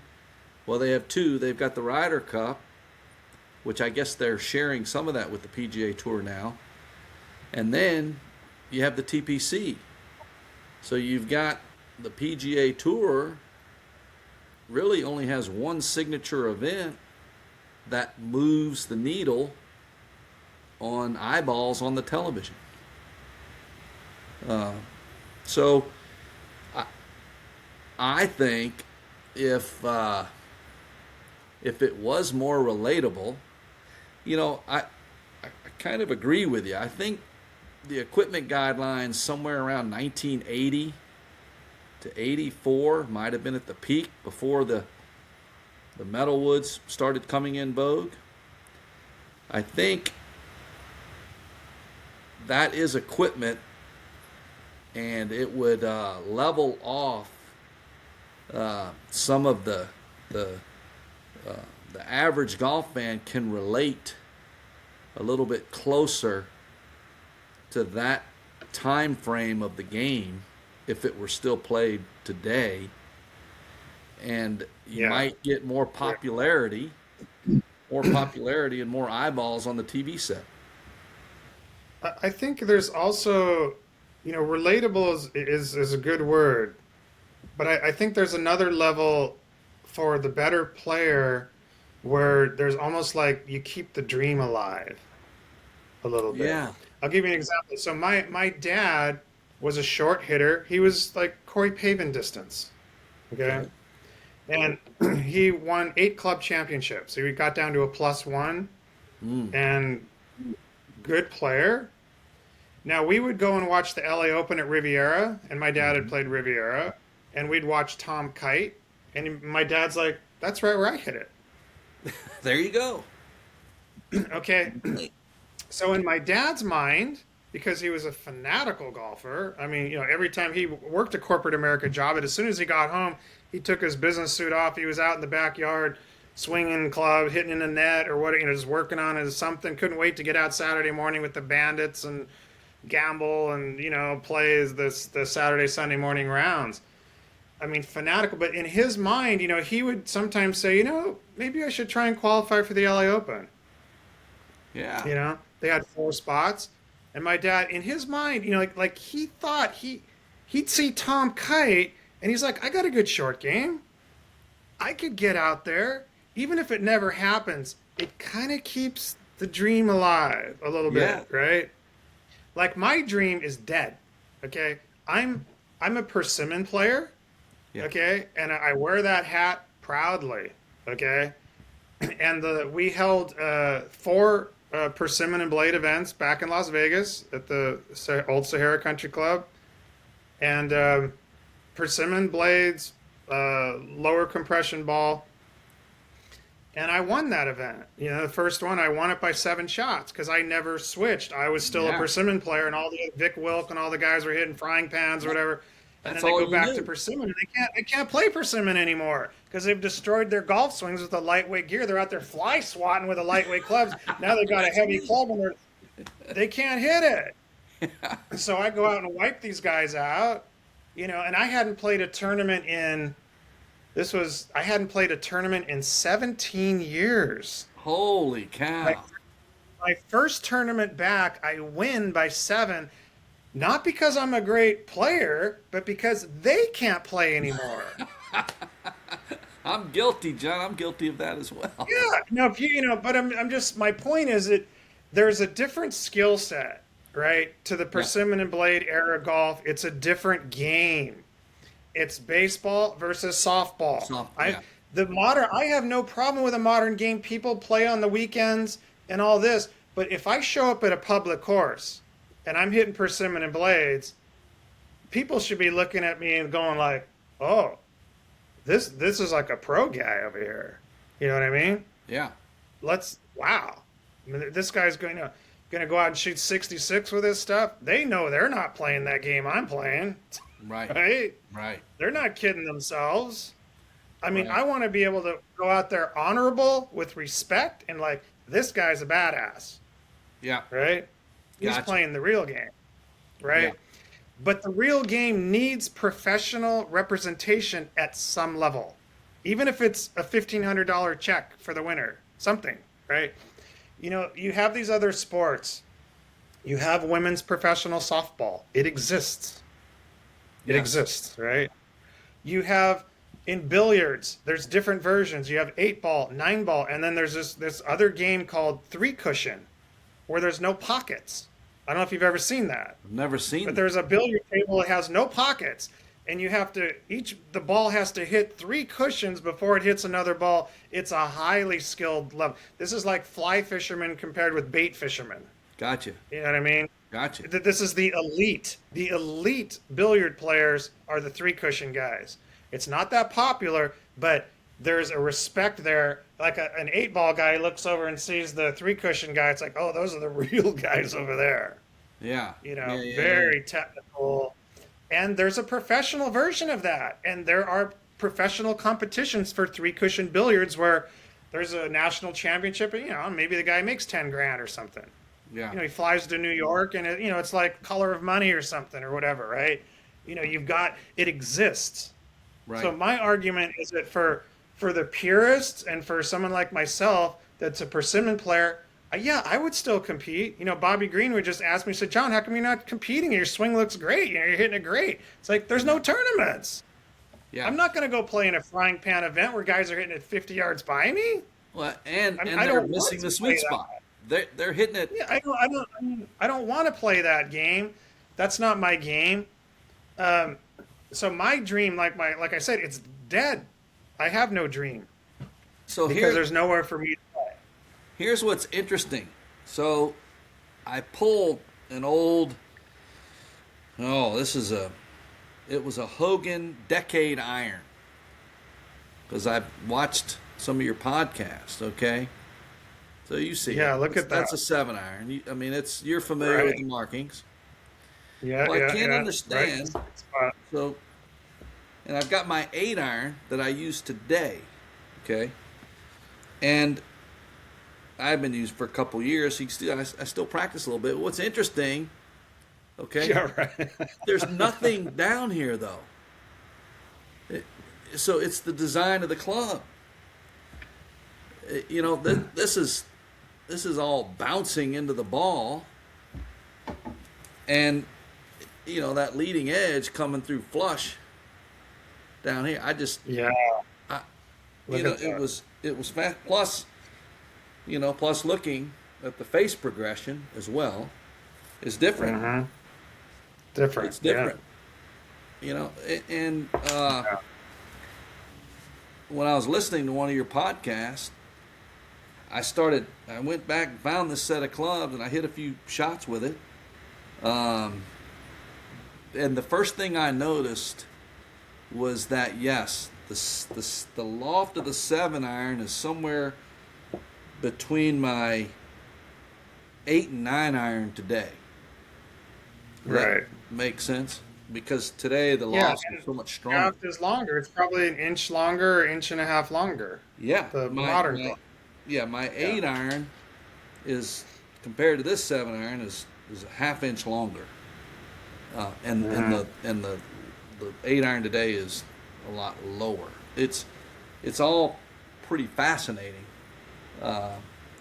and so I love your 2.0, 3.0 scenarios, and Well, I think it's pretty factual, really. I mean, yeah, you do have that hickory era. You have the yeah, persimmon and blade and yeah, steel and balata era, and then somewhere in I like you lived through this.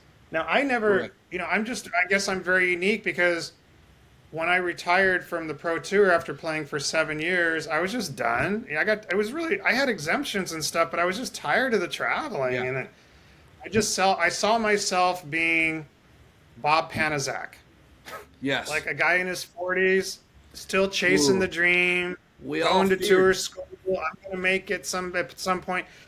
Not that I mean I love Bob Panizak. I just didn't want to be in my late 40s just chasing the dream. I didn't want to be Right. Kevin Costner and the movie or whatever. Just the guy like the old just Right. I did it for 7 years. I traveled. I lived that life. I got a lot of. I have enough stories. I got most stories. I got it Oh all. my I played the gosh. Yeah. Australian tour. I did it, and I just moved on, and I just left it behind. Now, in your case, you Graduate. transitioned into the graduate. So it's like the frog in the boiling water. Like you just turn the heat up a little bit, it stays in the water until it's Yeah. cooked. But if it's hot water, it's already boiling. You put the frog in the water, it just jumps out of the water, right? So I'm the frog that goes in the boiling water. You're the guy that was in the gentle increasing the Yeah. temperature over Yeah. the, And you and Vic and all those guys too. Like, you all went through that. And I mean, was there ever a time consensus wise where you and your contemporaries somewhere in this process kind of looked at each other and went like, is this really right? Or I mean, yeah. was there ever like seriously questioning what was going on? Yeah. I mean, my I was in the middle of missing 7 cuts in a row in 1989. I was down in South Africa, and I called home, and my checking in with my folks. My dad, we're talking. I said, "Look, he's not going so well down here." And he goes, "Yeah, I mean, you sound down." I said, "Well, yeah, I'm down." Uh, he says, "Well, a guy called me a couple days ago, and he wants you to come work for him." I said, "No kidding. Who is that?" He said, "Bob McKeever." I said, "Oh, no kidding." Bobby. And so I missed another cut. I called home. I said, "Dad, have you got that number?" I've made my mind up. I'm going to go commit to him for 6 months. I need a different perspective, and I'll go back to tour qualifying, which would have been the fall of '89. And I got into the club professional life, working for Bobby. Um, we had a great staff. A guy, I don't know if you knew a guy by the name of Mike West. He was a teammate of Davis. Mike had his tour privileges in like '86 and '87. And Okay. he got burned out and starting to raise a family. We were on the same staff together, and we just had so much fun. And I really enjoyed it. And of course, I enjoyed the the fundamentals of life for the first time in 5 years. And I enjoyed a steady paycheck. That was another thing. And so Yeah. and so the 6 month commitment turned into 3.5 years. I got a great break to go to New Orleans Country Club as the head pro, and uh, and I was off to the races from there. And I did, I stayed competitive in the section events really for just for fun. It wasn't any expectations. It was all secondary. And Mm. and then I took that down with me to New Orleans, and it when I made the cut, as silly as it sounds, when I made the cut in New Orleans, coming out of the shop, it it was kind of some validation of that on a steady diet you may not have been good enough to be on the PGA Tour day in and day out, but you had the ability to compete at that level. And Yeah. that was enough validation for me on what I worked on, what we grinded on all those years. And Yeah. there was a I guess it's a piece that comes with it that you go on with life. And so though that was kind of the reflections I think you were talking about. At least in my mind, that the conclusions I came to. And then I had a great community when I went back to New Orleans. Um, you know, Kelly was in the prime of his career, Kelly Gibson, and if you remember Tommy Moore, I Tommy, do. so yeah, Uh-huh. so Tommy's wife Tracy, we graduated from high school together. So um, when they were in town and on rainy days, I had a great indoor studio, and so I was able to keep up with the tour level of times while I was transitioning into the business, and then probably around I played in a tour event in like 2000 up in Jackson, Mississippi. It was the deposit guarantee. Didn't make the cut, but I played, and it was, I was somewhat competitive and for that back into the field. But after that, I really got on into the, I kind of came into the business as a player. Then I became a teacher. Then kind of a merchandiser. And really the Uh-huh. last 5 or 10 years, I filled that chapter as kind of a mentor for all of my interns and my assistants to turn out, get them started on their feet. So I was always looking forward to that next chapter, which helps me kind of bridge the gap of my career, the different phases, and reinvent myself. And and so they had. Are you familiar with the PGM programs, the professional golf management curriculums? I've heard of it, yeah. Yeah, there's about 15 to 20 uh, universities that have a curriculum, and they have to do internships. And so I would hire them; they'd work for me. But the business school here at Clemson has dropped their business program. So I think, Really? yeah. So they dropped it. Why, I don't know. But I'm going to have you. I think next year there's a good chance that I'm going to be teaching a golf for business class, and I'm going to need guest speakers. You might be making a trip to Clemson, John. Huh? Okay. They take this show on the road. Yeah, yeah. Well, it's interesting what you say because I one of the struggles that I had on the tour was the extreme narcissism, of Oh being a yeah. professional golfer. Okay? You're not on a team, right? No. So it's all about you, your self-glory, blah blah blah. It was always like, how, Pete, how you playing? How you playing? How you hitting it? How you putting? How Yeah. you doing? How you playing? Yeah. How you doing?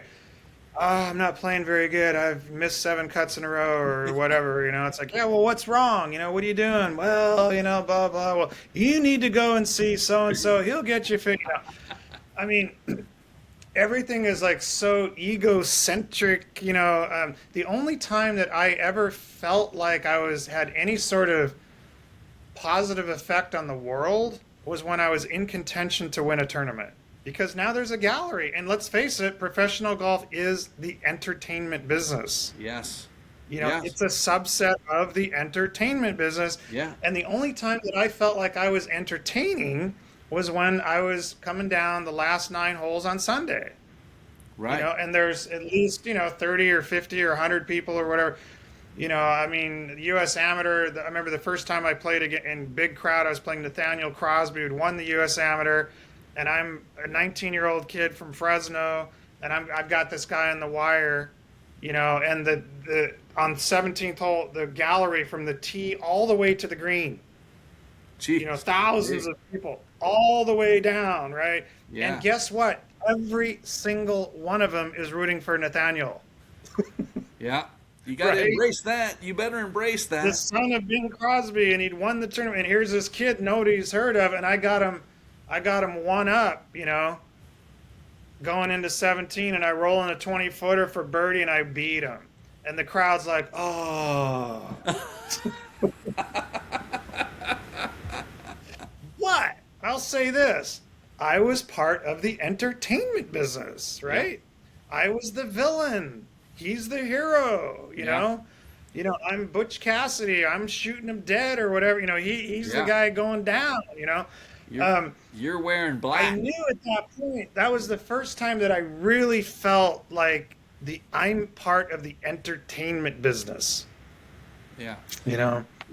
Now, when we were playing on the tour and you miss the cut, or you just barely make the cut and you're out there Saturday morning at 7 in the morning and nobody's following you other than maybe a scorer or something, you're not in the entertainment business. You're not entertaining anybody. You're just out there trying to make a check, pay your caddy, your hotel room, put some gas in the car, and get to Winnipeg. Yeah.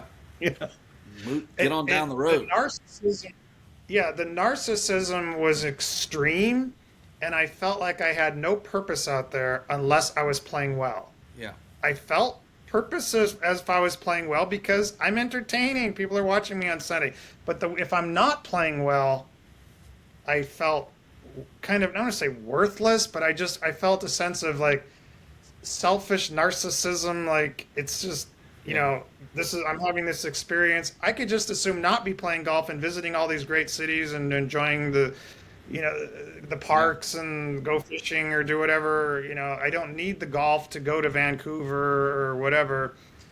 So my question to you is, as you transition to a more noble profession, and now you're actually helping people and you're teaching and you're organizing things and putting together merchandising and a pro shop and making sure that the place is clean and making sure that everything is in order and that you're talking with the greenskeeper. I mean, it must have been an incredible thing to go from the narcissistic touring pro to now you're actually contributing something of great value and validation for society. Am I correct in Yeah. this? No, you're absolutely correct. And since I retired, so it's hard to believe it's been 2 years, but I look back and the thing that I do miss was that camaraderie with the staff and having the input of helping them get their career off the ground and point them in the right direction. And I do a little bit of consulting with that still today, although it's rare. But guys that are in the business and love the business, I do want to kind of be a mentor and help them get to where they're going. And it is satisfying. I just, it's funny that I enjoy that the most more than, I still enjoy hitting that perfect golf shot or making that, making a 30-footer for birdie. I enjoy that, but it is a little bit empty at the end of the day. It is all about you. When you're playing golf, I'm sure, I met just like you did, you met your wife after your playing days were over. I don't Right. think while I was playing, my wife would have wanted to be married to me because, it was all about me all the time. And, And it has to be at that Has- level because it's so hard.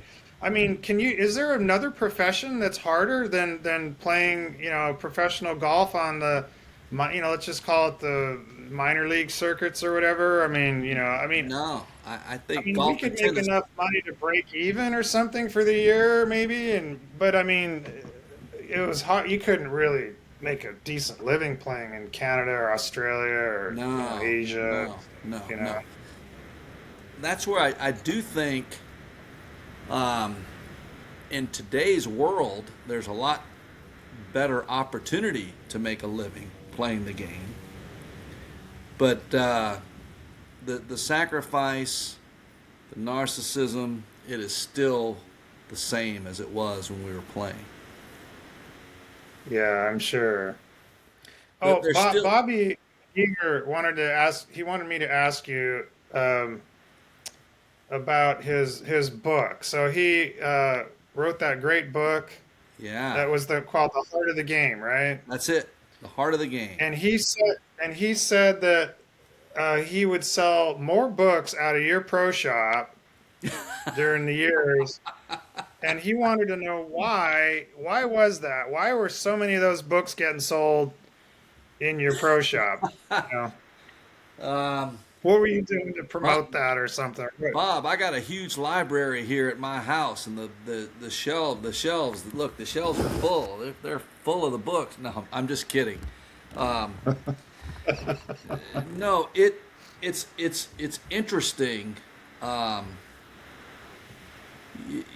all right, so Wade Hampton is a seasonal club, and it was founded. I mean, there are some great players that are members there. You've got you probably remember, well, you remember Peter Persons. I do Uh, remember Peter. I knew Peter. Sure, Georgia. Sam Yeah, Sam defeated him in the finals of the U.S. Amateur. So you got yeah, yeah. guys like Peter Persons, another great player by the name of Trip Kulke, played at Georgia Southern, teammates of Jody Mudd. Um, Jack Larkin was Jack. another Yeah. terrific player. Um, Another great player. He wasn't as prominent as those guys, but everybody knows him as the marker. Jeff Knox is a member there. So I've got this collection of great players at Wade Hampton, and they all, kind of cover the history of junior golf and amateur golf, collegiate golf, some professional golf in the southeastern part of the country. And, Bobby um, was a big part of junior golf in the southeast part of the country because, let's face it, he got Bob Walcott started. He got Matt King started. He got Scott Verplank started. All the Jack Larkin. He got Jack Larkin started. And so Bobby wrote the book, and I'm reading through the book, and there are so many names in that book. One of the funny stories was a guy by the name of Madden Hatcher. Madden Hatcher won the U.S. Junior in, like, I don't know, 1978 or 77, and he defeated Matt King in the final match to win the tournament. And Matt was a junior golfer of Bobby's, and Bobby wrote in his book about Matt's ascent in junior golf. He's going to win the U.S. Junior, and he's playing this Madden Hatcher the third in the finals. He says, this guy Madden Hatcher, he can't play dead in a Western. He's got no chance. When he ended up beating Matt, and it was in the book. Well, it just so happens Madden played at the University of Georgia, and he would come up to Wade Hampton as a guest to play with Peter Persons and those boys. And when the book Yeah. came out, I said, guys, I gotta show you this book. Y'all are gonna be interested. So we ended up selling a lot of Bobby's books in the golf shop because the characters in the book that Bobby referenced would come play at Wade Hampton, and it was a nice cross section, and so that's where we sold them. I was selling them to the people in his book, which is pretty cool. you know. So That's great. it So I know you have you've had an opinion, a strong opinion on like the amateur golf situation, like amateur status and college and stuff like that. So let's let's oh my let's give you the god. platform here. Let's just go off. Don't hold back here. Well, I I don't know you understand. got some words. Well, I don't understand. So I don't know how you felt in the day, but we feared the USGA Yeah. accepting product. Your golf coach had to be very careful on regulations with your amateur status. I don't know if you remember, they used to have these big tournaments in Texas. Um, The where was it? Calcuttas and stuff. Yeah, big Calcuttas. The And Calcuttas down there. yeah, Yeah, big and Calcutta. Big events, like a lot of money going on a down lot there. of money going on there.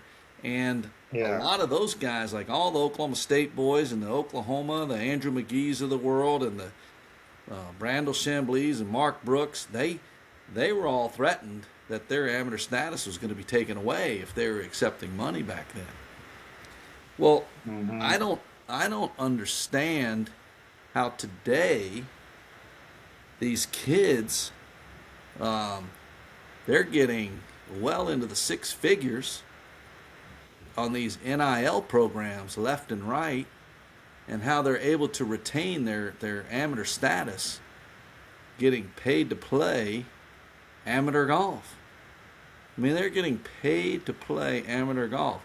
I don't understand the gray area between amateur and professionalism. What is the difference? I mean, could you imagine back in the day, John? I mean, John, you were in the upper echelon of playing. It would be a lot easier going into that U.S. Amateur if you had a couple 100,000 in your bank account. I think it would free you up a little bit more to play versus Yeah. versus maybe giving a clinic to raise a few monies and pass the hat at a local club or a local organization to get enough money just to travel to the amateur event, Yeah. so you could maintain your amateur status. Um, I just don't understand the USGA or the RNA's posturing on all of this.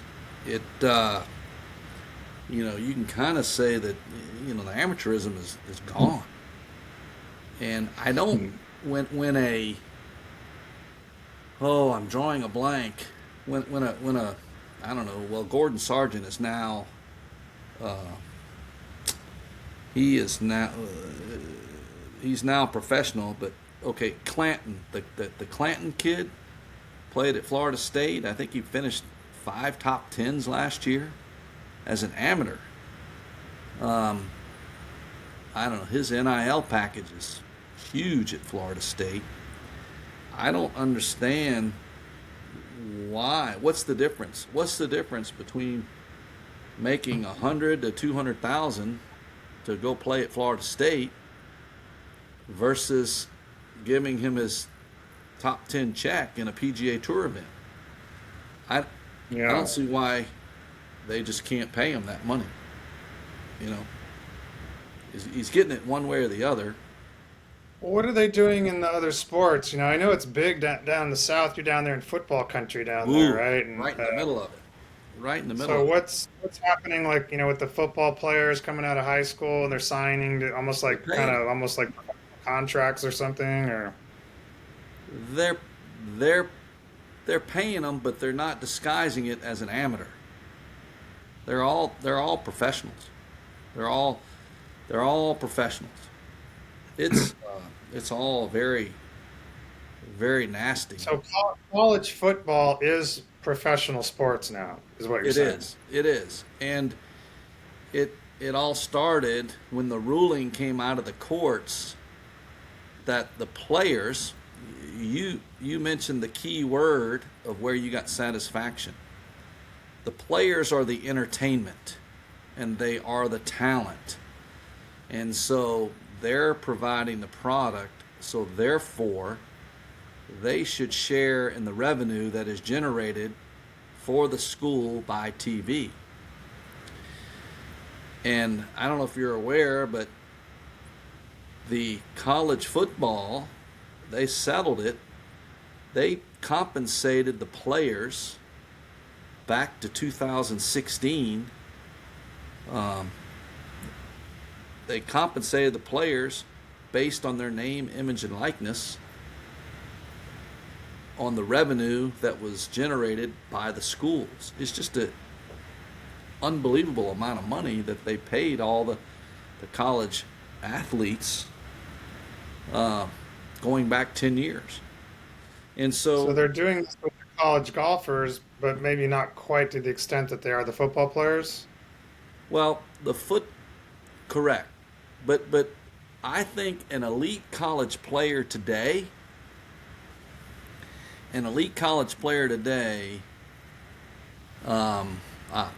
pick a school, pick Florida State, because they've got young Miles Russell, who's a fabulous junior golfer.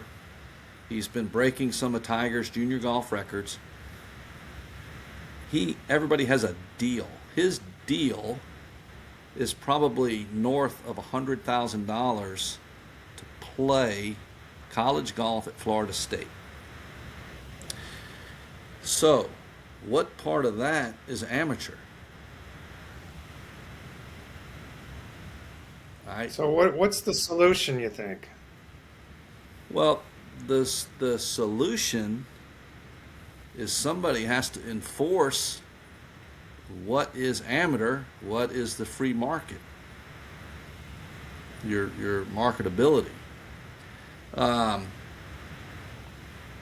I think that even if you're an amateur, if they're getting paid to play, okay, in college, I think if they're invited to a professional event, I think they should earn that share of the prize money. I just don't see a difference. Yeah, yeah. That would be the simple solution. And that will do one of two things. It's either going to curtail amateurs from getting invited to play in professional events, or it's going to continue the growth of amateur golf to play professional golf. What if you just did away with amateur and professional period, and it's just like you just play golf, and some tournaments are for money and some aren't? Just there's no, it's like I'm going to play in Simple this enough. tournament. Is there any money? I Yeah. mean, oh, there is. Oh, there's no money. Yeah, I'm going to go Yep. play this tournament in Pebble Beach. There's no money, but I get to play Pebble Beach for 4 days Yep. That's and right. stay in the hotel. I'm going to go That, play it, or it play would this other tournament at some, you yeah. know, It would goat erase those track down lines. the road, and there's money. Yeah, it would erase those lines so that everything is up on the table. You know, Better maybe it's just up on the table than all the gray areas.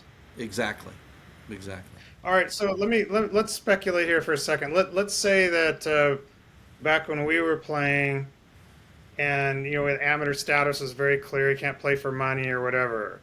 Okay, but let's say that there's a frisbee golf event, Mm, frisbee golf, and there's a $10,000 prize, and you go play frisbee golf and you win it. Are you good? yeah. Is that So golf?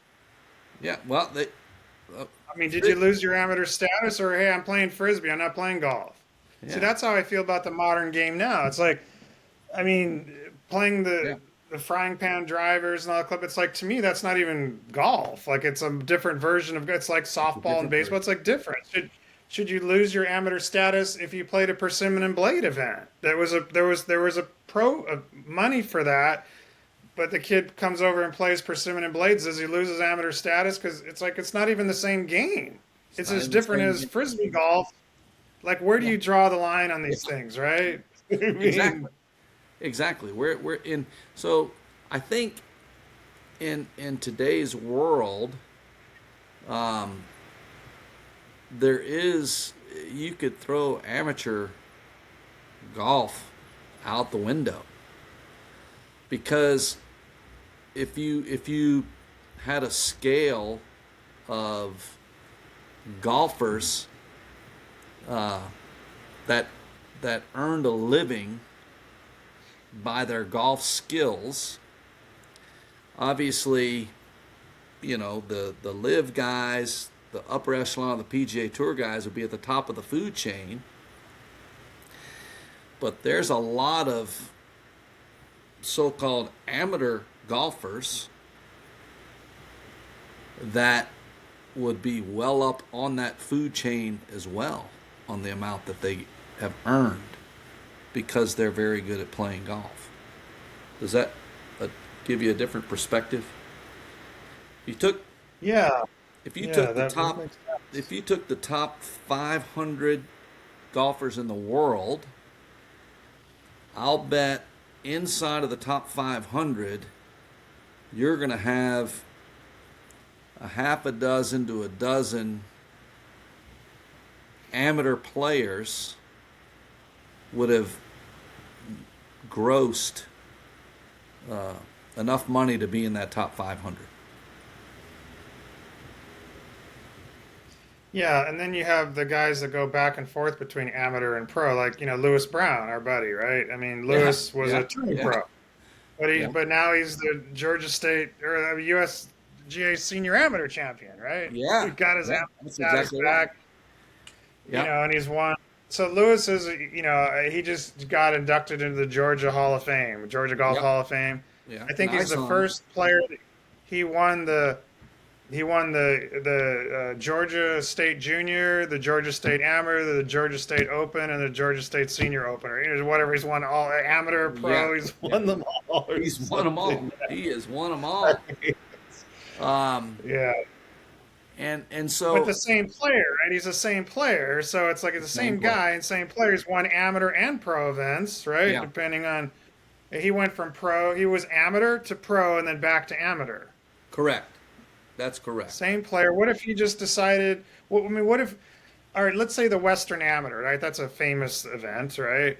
Okay. If they just got rid of the whole pro and amateur thing and just had the Western golf tournament, Yeah. and you Yeah. had some PGA Tour players, yeah, there's no money in this thing, but I'm just going to go play down there for fun anyway, Yeah.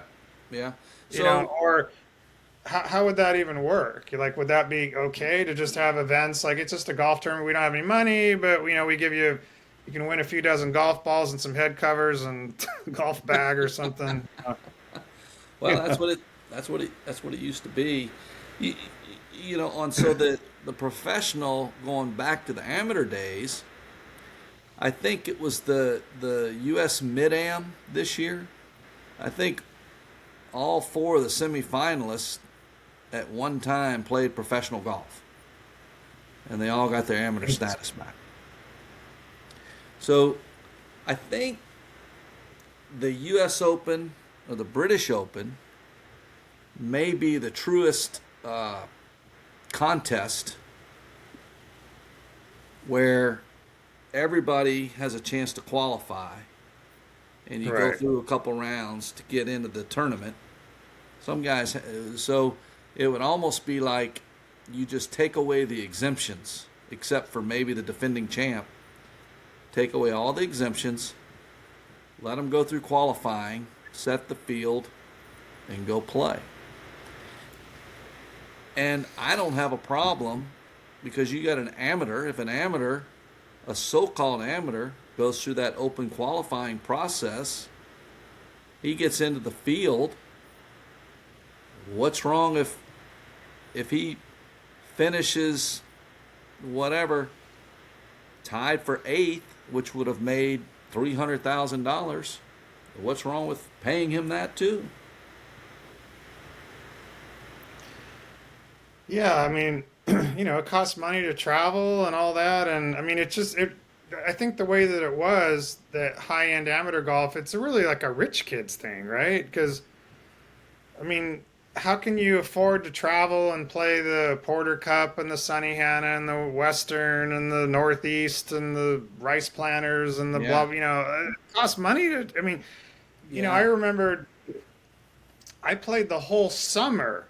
I mean, this would have been 19, I'm going to say, I don't know, was it 85, 83? I played all those big tournaments that year, and Tim lost a lot. Traveled, yeah, I traveled together, and I left California with $1,000 in June, and I came home in early September. I made it. $1,000 got me through the whole thing. Got through private housing, stayed, made a lot of friends. Private Private housing, housing. and we took Yeah. People's Express airline. We flew to New York for $100. It was like Yeah. no food or anything. It was just like the Greyhound in the sky. We Yeah. took Yeah. Greyhound buses. We took Amtrak. We got to the tournament. Somebody picked us up, fed us for the week. We just didn't have any money, but we were able to play the whole summer and Yeah. play all those tournaments. I did it on $1,000. Now you can't even live on $1,000 a week on the tour No, you traveling can't do. or something. No, you've got to. So that and that's my whole point. Um, I guess I I don't have a problem with anybody making the amount of money, but if you're making it because you're a great golfer, I don't see where there's an amateurism there. I just think they're getting paid Yeah, for their what skills. You the know. USGA it's turned into a very powerful organization. They have a monopoly and they just seem to just do whatever they want to do and they force all these things on people. And I feel like we're at a point in time where they need a wake-up call. You know, they Well, need a they need a competing organization that comes in and says, "Okay, you guys do that, and we're going to do this." You know, um, they're because they are defining the rules of golf and they're defining the rules of amateur status and they're saying this and this is how everything's supposed to be.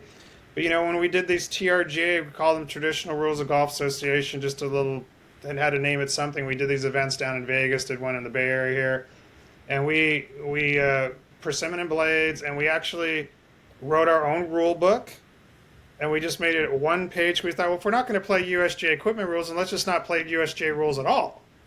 So in yeah, other words, let's just make our main thing was pace of play. right. Pace of play. We have to speed up the game. We have to get rid of the rules that allow for slow play to happen. Yes. Like Yeah. for instance, and you would know this, when a guy hit provisional ball off the tee, right, two balls, one left. He's out there. He's got 15 minutes to look for three balls. Yeah. Walks back to the tee. It doesn't happen often, but these are pros, and it would happen on a tight course with bushes and stuff, right? Mm-hmm. And now there's three on the tee, you know, Well, here's and that can't happen. It just can't happen. the So the we just eliminated that rule. We just got rid yeah. of the provisional ball. There's no provisional ball. You can't hit a provisional ball. Yeah. So you just the local rule they've adopted today is like the point of entry of where it went out of bounds. You take your club link from there and you go. Take the penalty and you can just go. Yeah, and we But thought that rule was bad too. yeah. Point of entry, because I'll give you an example, and I've given this example before. You got a par four from the tee to the green. You got a water hazard all the way down. Yep. Okay, guy tees off on the right side of the tee box. It's a big draw out over the lake, so his point of entry is right off the tee box. Side hill lie and rough this deep. Yeah. His ball draws. It doesn't make it quite back to the fairway, and it lands in the water this far. But it just Mm-hmm. enters all the 250 yards down there. He's got to drop right off the tee, side hill lie, and rough this deep. Yeah. Another guy hits a cut down the fairway. His ball lands right next to the opponent's ball. His ball crosses 250 yards down the fairway. Their Yeah. balls are in the water this far apart. One guy's got to drop off the tee. The other guy gets 250 yards down there. Yeah. No. Yeah. Yeah. So we said, what's a better way of handling that? So we had a think tank and we went through all this stuff and we came up with a one-page rule book, and we were getting around in less than 4 hours in a pro-am format. That's fabulous. 2 hours. So It was fabulous. And while it was hard for people to accept at first, this new rule book, we did a universal drop procedure. Out of bounds, lost ball, unplayable lie, hazard, all the same drop. Yeah. If you go back to the history of golf to 1780, whatever, when the first rules of golf were written, Golf Club of Leith, Scotland had There's all about a 8 little rules. rules of the game. Yeah. Yeah, there were like a dozen, 12 Yeah. rules or something Yeah. like that. One Yeah. of those rules was a distance penalty. It was, ye shall taketh ye drop from the watery filth 6 yards. 6 yards. So we're 6 like, yards. 6 yards, okay. It was yardage. So we Yeah. thought, you know what? Let's do 30 yards. Okay, so that nobody is worrying about 6 yards dropping to here or here or here, whatever. When a guy's back there 3 clubs, we're hitting 7 irons, and this guy's back there with a 4 iron, and he's taking a shot penalty. Nobody really cares whether he drops here or here or Yeah. here. Or, it it doesn't Well, matter. So so we did that, and it sped up play. It made it simple, out of bounds, lost ball, unplayable. It was play the ball down all the time. Period. Always, yeah. unless your ball was against a staked tree or a ground under repair, like set forth by the greenskeeper. Right. Like Right. this area is, don't hit out of here. Okay, Yeah. but other than that, play it down. And I had a shot where I had to stand on a cart path, steel spikes on a cart path. My ball was on the grass. I had to stand on the cart path. Do I want to take a drop and go back 30 and take a shot? Or do I want to try and advance the ball? And you know what? I pulled out a 2-wood. I hit the shot. I almost fell over because I'm on the, slipping on the. I knocked it 15 feet away on a par 5, and I was playing Bradley Hughes, and I knocked it in for eagle. Oh, well, So the point is, even if your ball was on a sprinkler head, can you just chip it out? You know what I yeah. mean? Can you just pop it out? Or do you want to go back 30? It just eliminated the need for rules officials. When we were in tour events and you were afraid to take some kind of drop that was illegal or something, so you Right. always call an official over. Yeah. Hey, we need an official. Yeah, we need an official. Pete needs an official, or John needs Yeah. an official. And the guy's 3 fairways over, and he comes over in his car, and he's on the walkie-talkie. Yeah. And then you take, and it holds up play, where this is Two like 10 groups. minutes Yeah. to just do a basic drop. Yeah. So, Yeah. so we'll agree that a big threat to the game is pace of play. Okay. It So, threatens me. I was 5.5 hours yesterday, and it makes me not want to go out there and oh, play yeah. again anytime So, soon. so, back to the USGA, I witnessed this. Do you remember? You may not remember, but I don't know, about 10, 15 years ago, the USGA had this campaign against slow play, and it was while we're young. The Rodney Dangerfield, while we're young. Let's go. Let's play while we're young. Okay. And I think it might have been a Caddyshack line. But anyway, the 2012, we hosted the 2012 U.S. Senior Amateur at Wade Hampton. Wow. Okay. Now, the senior amateur player is probably the most influential individual at the course that they play in practice, because it's going to be probably the best player. So people are going to look up to them for course conditioning. They're probably going to be a part of hiring the golf professional. They're going to be on the board of directors. Young people are going to watch them play, and they're just influencing every component. Well, I watched in the semifinal match, they're playing in two twosomes. And as they came up number 9, the lead semifinal match is not holding up the second semifinal match, but they're approaching the green, and it's 2 hours and 40 minutes for this twosome. And so I turned to the gentleman in charge of the USGA, the tournament director. I said, boy, that While We're Young campaign is not quite working, is it? And he kind of looked at me with a stern look. I said, look, y'all don't even think about enforcing the biggest influencers of the game. He goes, "What are you talking about?" I said, "Well, allowing these guys to take this long to play is influencing the whole game of golf because they're probably playing this slow in their club championship, their or regional championship, and all of the young kids are looking up to these people, and that's how the game's supposed to be played if you're going to be really good. And so therefore you got a trickle down effect of every phase in the game of golf." He goes, "But this is a championship." I said, "I understand that. It's a round of golf, and it should be held to the same standard as a round of golf, whether it's tournament or non-tournament. You still have to deal with the same challenges." And I just think it's, once again, they've looked the other way when they have a golden opportunity to make the most influential people in the game of golf influence it in a proper manner versus, I mean, to me it's maybe more important than club regulations, putting the parameters on the golf clubs. So that's going a little rant on my own little rant and a little unfiltered here, but Yeah, it's no, real. but what, all right, what would be if there was one rule of golf that you think's just absurd or whatever, and there's a lot of them, but what would be like the one rule that if you were king for a day and you could change one rule at the USGA, what would it be?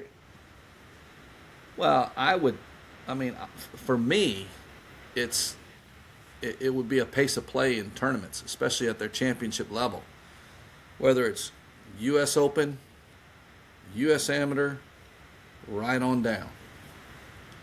I would say to it would be to create a time frame that is 4 hours and 10 minutes, whatever it is. Certainly not 5.5 hours.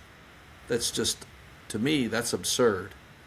So it would almost be creating a rule to enforce pace of play. I think, So in other words, if the first group off doesn't get in four, let's just say 4 hours, because then a round of golf shouldn't take more than 4 hours. it shouldn't. You know, It shouldn't. it should. You know. I mean, I was walking around Mare Island and getting around in under 3 hours, just walking. Just walking. You know, Yeah. Yeah. and it's a hilly course. Yeah. So You know, yeah, it shouldn't take more than 4 hours for a foursome to play around the golf. So you're saying that if the foursome doesn't get in 4 hours, they dock them a couple shots or something, yeah, I or think just so. I think so. yeah. I think that has to be a component of the game because here's the other most fascinating phenomenon. If you ask anybody on the golf course that just played in over 5 hours, like at your round yesterday at Half Moon Bay, if you went Hmm. to every single individual on that golf course, hey, it took you 5 hours to play. Why did it take you so long? Oh, it wasn't me. What? It wasn't me. It's this It was guy a group here. in front of us. It's the group in front. It's the group. Yeah. So, so it's an amazing phenomenon. Yeah. So how do you? So what we did with the TRGA is we just set it up to where the rules allowed for pace of play in a tournament situation. This was real prize money. You Yeah, know, yeah, I won a couple $1,000 or whatever. I mean, and you know what? We didn't play by USGA rules, and guess what? We didn't get arrested. The police no, didn't come out and put us in handcuffs. You didn't play by USGA rules. You're right, going to jail. right, You know, I right. wasn't in a Vegas jail that night. I was in a casino gambling the money that I won. I So, mean, so you I would know, be. it was fine. It was fine, and everybody had a great time. And there, because we eliminated the need for rules officials. So what we did, we had one designated rules official. Might be like you if you were the head pro, okay? Yeah, And yeah, you make the tough call. After the round, there's a situation. Nobody gets disqualified. It's just, let's say a bird flew down, picked up the ball on the green, and it's not on our one-page rule book. What do we do when the bird takes the ball and in the group, hey, Charlie, I don't think you were 20 feet, bro. I think you were like 40 feet, you know? And there was an yeah, argument, and then we take it into you, and you say, all right, what did you say? I think it was 20 feet. What do you say? 20 feet. I think it was 40 feet. I think, all right, the rule is he was 20 feet. What happened? He missed the putt. All right, you made par. Good. Yeah. Done. You know what Yeah. I mean? Move on. I mean, somebody has to call balls and strikes. Somebody's got to call it. Unless the rule book's going to be 8,000 pages, if you're trying to cover every, what if this, what if that, what if this, Yeah. what if that. Look, Yeah. everybody knows how to play golf. You tee Yeah. off behind the tee markers, you hit the ball down the fairway. When we had a ruling and there was a situation, it was just play it. Play it. Yeah. Period. Yeah. Oh, you don't like it? You don't want to play this? How about, all right, this is something you'll relate to. I was playing in Winnipeg, and it was raining, okay? And I'm playing with Ward Stouffer, who was, what, 280 pounds? Oh yeah, big fella. I remember him. Big Ward, right? Maybe he was Yeah. like 6'8" or something. He was Yeah. like monster. Yeah. And he's taken, it was raining and wet, and he's getting all these casual water drops all over the place. Oh, casual water, 280 pounds, he takes a drop. Okay, I'm a $160 at the time. I can't get a casual water drop anywhere. This guy weighs almost twice as much as I do, right? And you're in the same puddle. You're in the same puddle. I'm in You the don't same- get it. I mean, so what we did with the TRJ thing is it's like play it. I mean, how often is your ball so submerged in the fairway that you can't advance the ball, right? Yeah. Put your sunglasses on, put a rain suit on, splash it out. Do you want to go back 30 and take a shot penalty? Not really. Yeah. It motivates people to play it down, which is in the spirit of the game. Like Yes. you and I would agree, you like holing out every putt. Me, I just want to take one putt and walk off the green. I'm like, I can't play in your tournament. I'm like done. How about that as a rule? How about if you just take your one putt and you either make it and you just move on. It goes in or it doesn't. Yeah. That would speed up play, but no. But in all That was Mr. seriousnness, Hogan. really. That was Mr. Hogan's rule. No more than 2 putts. Yeah.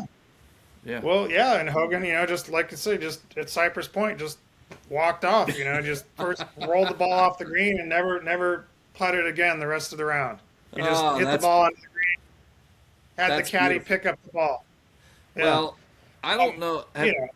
Have you been to a junior golf tournament or a college tournament?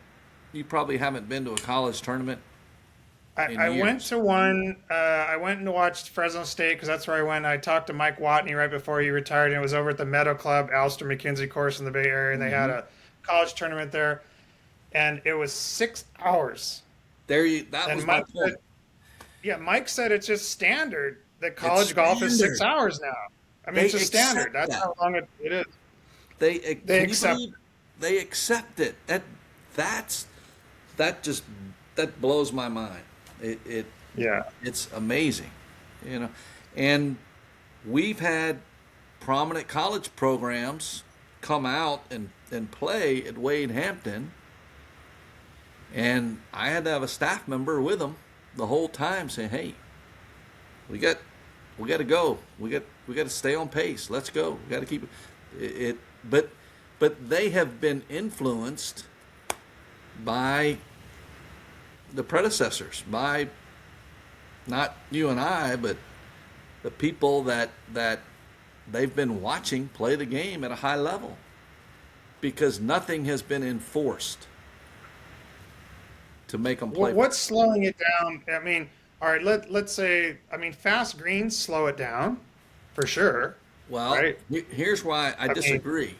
I disagree with that. I think it's readiness to play.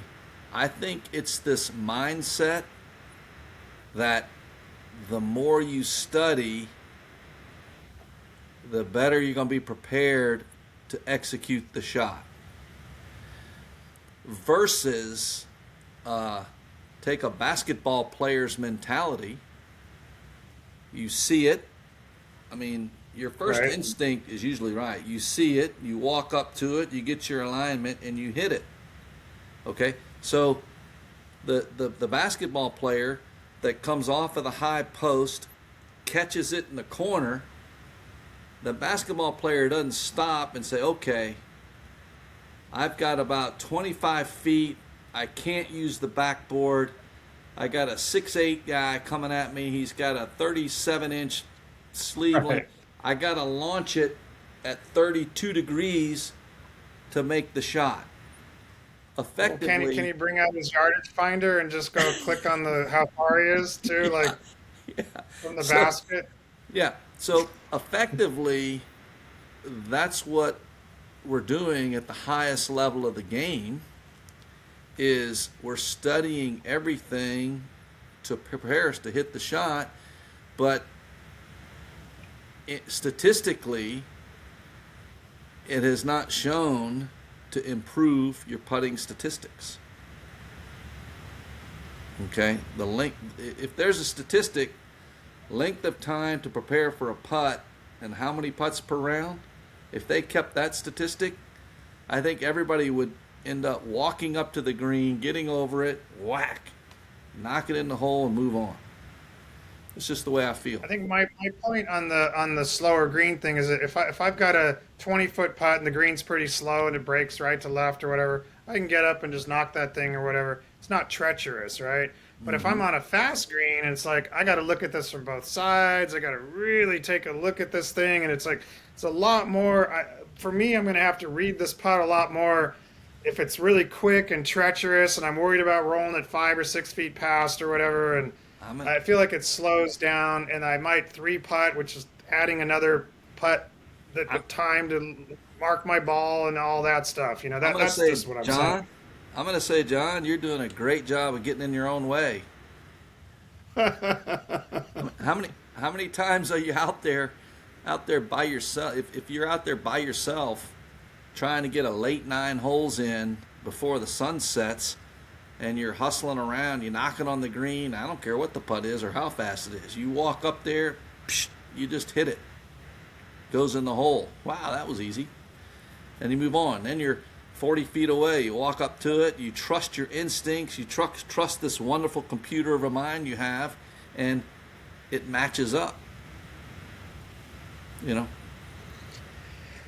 In a that's the way I perfect feel. world, yeah. I mean, I feel that way when I putt. I feel confident. I go ahead and hit a roll, but it's if I hit the putt and it goes 6 feet by because I didn't calculate the green speed Yeah, right. Now I've got to that's gonna mark it, happen. set it back.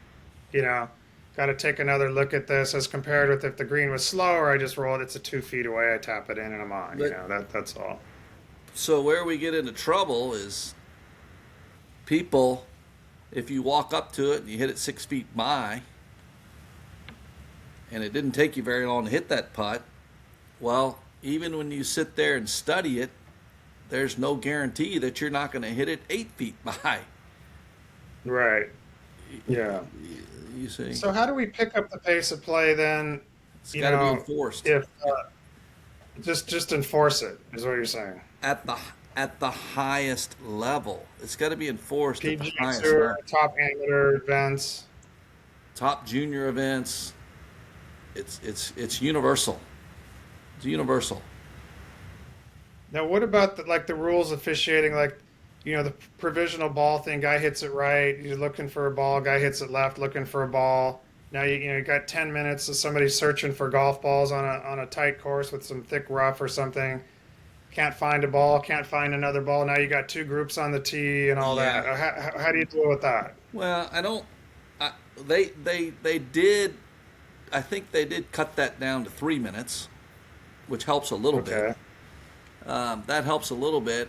I don't think those situations happen that often, They don't but happen that often, but they do happen. when it does happen, you've got to make sure that you've got to tell that group, hey, we lost 3 minutes. You're responsible for making that up. Now that there's going to be a slinky effect, it's going to have a ripple behind you, but you got to be responsible to pick that up.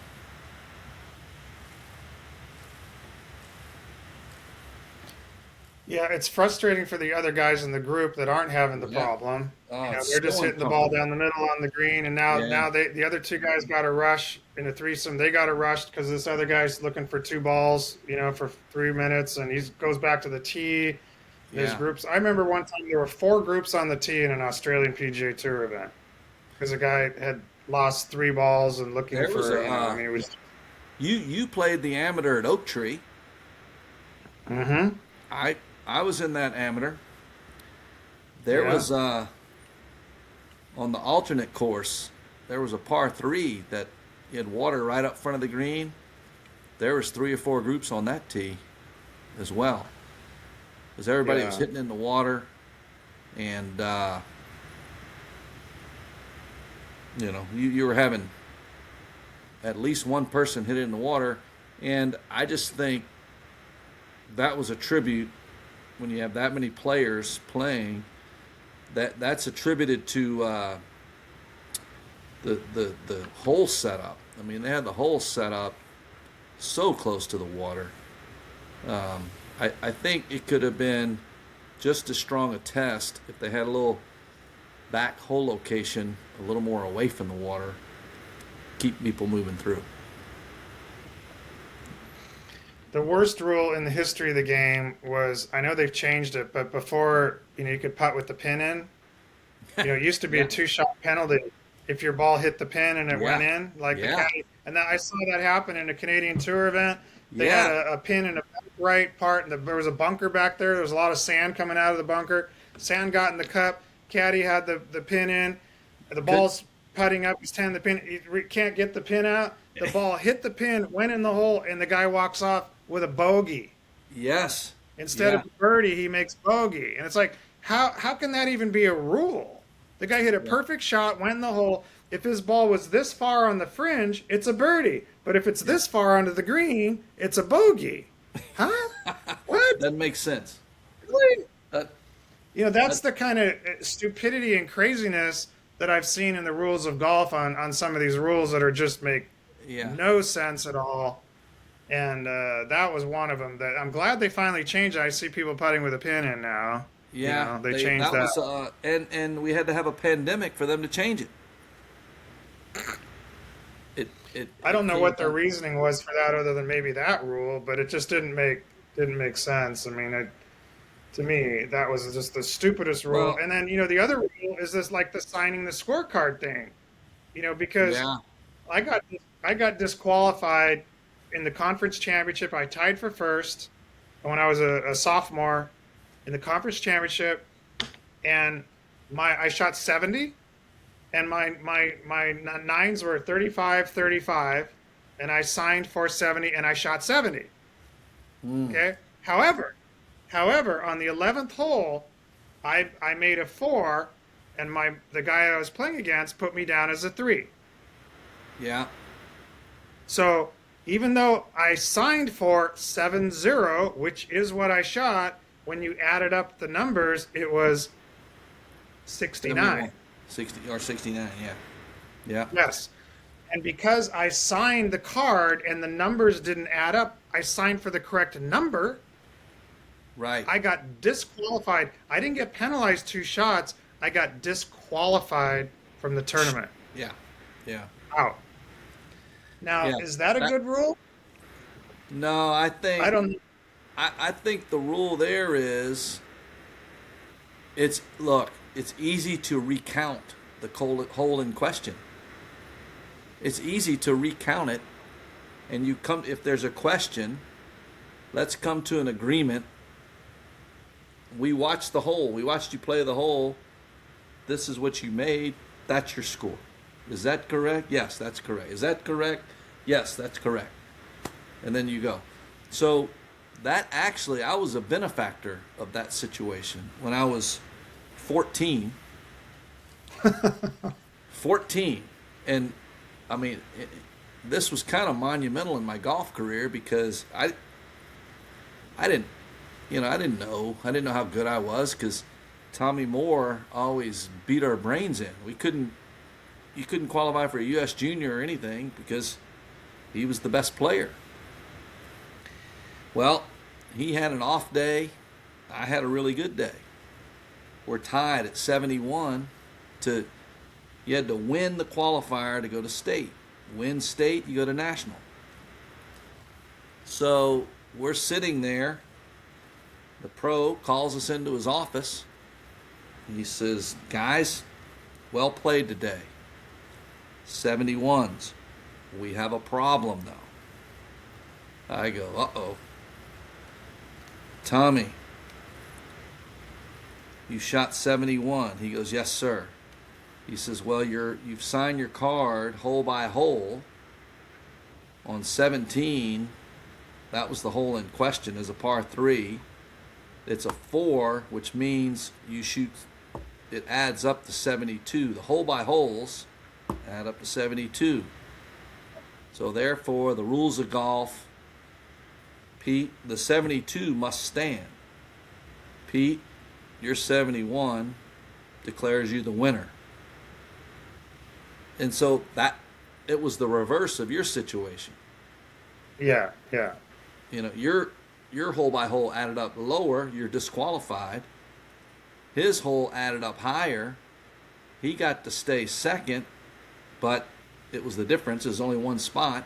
That's why I went on. Well, Tommy, the gentleman that he was at 14, he says, Pete, those are the rules. Congrats. You go win state. I'm like, Right. What? Go win state? Okay. Well, I did. I won state, and I finished high enough nationally. That propelled me to say, hey, maybe I can play this game in college. So isn't it funny? That decision gave me the confidence to say, hey, maybe someday I can get a college scholarship. So, but it's still a crazy rule because Tommy didn't shoot 72. He shot 71. We should have played off. We should have gone to the course to play it off. Think how crazy that rule is compared to other sports. Can you imagine, like football, and they ask the quarterback, how many touchdowns did you throw? I think 3 today. No, you only threw 2. No, you lost the game. Sorry, you don't remember. You know, I don't know how many. Steph Curry, how many 3-pointers did you make? You have to sign for every 3-pointer? I made 15 3-pointers. No, you didn't. You made 14. Disqualified team list. Well, I don't know. It seems crazy. You know, I understand whatever the rules are, they are the rules. Like USGA is fine. They can do what they want. The only time you actually have to play by USGA rules is in a USGA event. It's their tournaments. Correct. They have their rules. Like if I'm going to sign up for the US Open or the US Amateur or whatever, I understand as I sign my entry fee, I'm playing by USGA rules. Right. If somebody playing in that tournament, let's say you play, U.S. Open, but you're going to come play a TRJ event in Las Vegas, guess what? You're going to play TRJ rules. Right. That's right. Right. So whatever the rules are is what they are. My argument is that should there be an alternative book that people have a choice? Like, do you want to play these rules or do you want to play these rules? Because TRJ rules, fast, where you're going to get around, simple, more fair, easy to understand, one page, done. Pace of play, great. Okay. You want to play USGA event? Like USGA rules, you want to play 6-hour round, college golf, whatever, slow, complicated, rules officials, walkie-talkies, blue coats everywhere. You want to do that? I'm just saying that I think we're at a point in the game where we should probably look at equipment, rules, and say, how do we move forward? Because we're still writing the history of the game. The history of golf isn't written until we're all dead and gone or whatever, right? We may come to a point. When you and I were playing, would you ever imagine that you could putt with a pin in? No. That pin. Because it wasn't part of the rules. Yep, would you ever have imagined there'd be a driver that would have a trampoline effect that would propel the ball 50 yards farther down the fairway? No. Never imagined it. Never imagined it, nor mishitting it. And having it go the same spot. Yeah. So the rules do change over time. They are fluid. They do change. I don't like monopolies. I don't think it's good. I don't like that the USGA is the sole. They're gonna set the rules for everybody. They want to keep everything under one umbrella. They want amateur golf, pro golf, everyone to play the same equipment, the same thing, no bifurcation. They're against that. And this is what they're projecting upon the entire golf world, from the UK to European to Asian to here or whatever. It's all under one Major League Baseball does not have a United States Baseball Association that covers the rules of baseball from baseball to college to little league to softball or whatever. There isn't. It's Major League Baseball. They have the rules and Yep. they set the bar for what the rules are. PGA Tour could have done that, departed from the USGA and said, we will play by your drops and all that. However, our equipment rules are going to be different. We're going to Right. enforce this. Right. College golf could be maybe frying pans like college baseball is aluminum bats. Yeah. They have their own rules at college. PGA Tour has its rules. College has its rules. Little League has its rules. This whole idea of golf is same rules for everybody. I don't think it's good. And all these conversations about rolling the ball back. I'll tell you what. It's not the ball. It's not. It's not the ball. No. No. It's not the ball. And so why are they lying to us? It's not the ball. It's the driver and the boom. It's a trampoline. Yep. Bam. That's a Yep. trampoline effect that's Yeah. caused it. We never had these conversations when we were playing. When we were playing as college golfers, tour players, there was no talk about rolling the ball back. In No. fact, I've had the statistics from 1983, I think, and there was a big discussion about the new Titleist ball. I don't know if it was the 384 or the professional, whatever the new ball came out, and they tested it and they said it was going 3 yards farther, and it was a big deal. And the USGA came with a TV ad, and I have it on my YouTube channel, where Kathy Baker is representing the USGA, and she's showing Iron Byron. She's all, this is my favorite golfer, Iron Byron, and he tests all the golf balls and equipment to make sure that the golf that is played is all about skill and not technology. And here they are, national TV, USGA promoting, this, and the ball was going 3 yards farther. It was a big deal. Now, what the hell happened, right? Well, think about it. All about skill and not technology. What happened is there's been the invention of new materials. The club manufacturers have gotten into the big money game and development game, and when the USGA lost their suit against Ping, or I shouldn't say they lost, it all settled. That swung the pendulum. That was like in around 1990, 1991. That swung the pendulum towards the manufacturers. So now whatever they developed, they would submit it to the USGA, and the USGA feared, I believe, the USGA feared rejecting a lot of this development for fear of another lawsuit that they went through with Ping. And so, Do you think it's more the USGA's fault or the PGA Tour's fault? well, so certainly the PGA Tour has influenced, the PGA Tour and manufacturers have influenced the USGA, but if you're the governing body of golf, you've got to govern it. You got to toe the line. And I just think it got a little bit loose. Could the PGA Tour have said in the show when you're in the big Mm. leagues, so you In get the your big tour leagues, card? yeah, yeah. Okay, you're going to play the PGA Tour. You're going to hit persimmon, no cavity back irons. Yep. This is the pro league, right? And the Yep. PGA Tour just says we have equipment standards. So At the that's P- now, the rest of the rules, we'll do the drops and all that stuff. We'll play USGA rules. However, we have our own equipment standards. That's the You think equivalent you of the think we wooden missed bat. out there, maybe?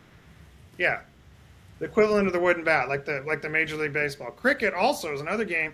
There's the three biggest stick and ball games in the world. Are cricket is the biggest stick and ball game in the world, Wow. bigger than baseball.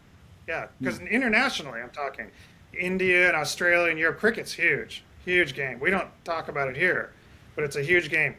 Cricket has remained with wood bats. and they introduced an aluminum bat in 1979 in an event in Australia. They're playing India against Australia. Guy comes out with an aluminum bat and hits a ball, and they just went, whoa, whoa, whoa, whoa, whoa, what was that? Huh? It's still going. And they banned it that day. They banned it that day, Yeah, never to be seen again. yeah. It the USGA missed a golden opportunity to, or the PGA Tour The could have said, missed the opportunity. yeah, they said, Because look, the USGA could then say you could still have the frying pans and all that yeah, stuff for the amateur golfer. yeah, It's fine for Joe cutting his lawn next door to yeah, hit a 250-yard drive out with me with the persimmon, and he's like, "Hey, I'm right with you." It's like, well, yeah, you're playing softball, I'm playing yeah, baseball, okay. Now try hit it with this club. Oh, he's 210 in the rough. yeah, Right? yeah, No. yeah, Um, PGA Tour, I think, may have missed the opportunity early to preserve the integrity of the game at the professional level. The USGA could allow cavity backs and ping and square grooves and whatever they want to allow for the yeah, average weekend golfer. Just like softball, it's a bigger ball. The bat's big aluminum. We'll bring the fences in. Tighten the bases up, make it more friendly, and allow that for the everyday golfer. The next thing I think may have been missed was live, because I do believe that Greg Norman is a purist. He was yeah. playing he was playing a 1950s persimmon driver in the 80s. He was And playing a 30-year-old driver maybe when he into the was early number one 90s, in the world, maybe into the into the early 90s. 90s. Okay. Yeah, So here, with his connection and power and influence with Liv, if he would have said with Liv, we're going to just go back to persimmon and blades and a high spinning ball and reset the game, I think that was an opportunity to separate itself from the PGA Tour and actually give the guys a choice. Do you want to play the traditional game that Nicholas and Trevino and Hogan and everybody, Snead and Jones, or do you want to play that traditional game, or do you want to play the PGA Tour? Because yeah, he could have said that could have been with the money. And to be honest with you, I think the press would have loved it. I really do. I think that would have made Liv the fly fishing, you know what I mean, compared yeah, to the bait fishing guys. yeah, Like, this is yeah, the yeah, real game. We got the best players. We're gonna yeah. see you want to watch the real game? Come over to Live, and I would go out and watch Live events. Hell yeah, I'd be out Well, there loving there, that, right? there are certain elements that are lost in the game. I mean, think about some of the miracle shots you were able to pull off by curving the golf ball, and Oh you yeah. and you just can't do it. You can't do it with today's equipment. I Well, think. you can't do it with the.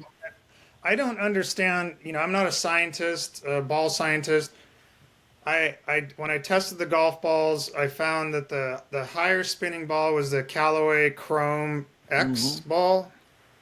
It was spinning off a 5 iron at like 1,500 RPMs more than a Pro V.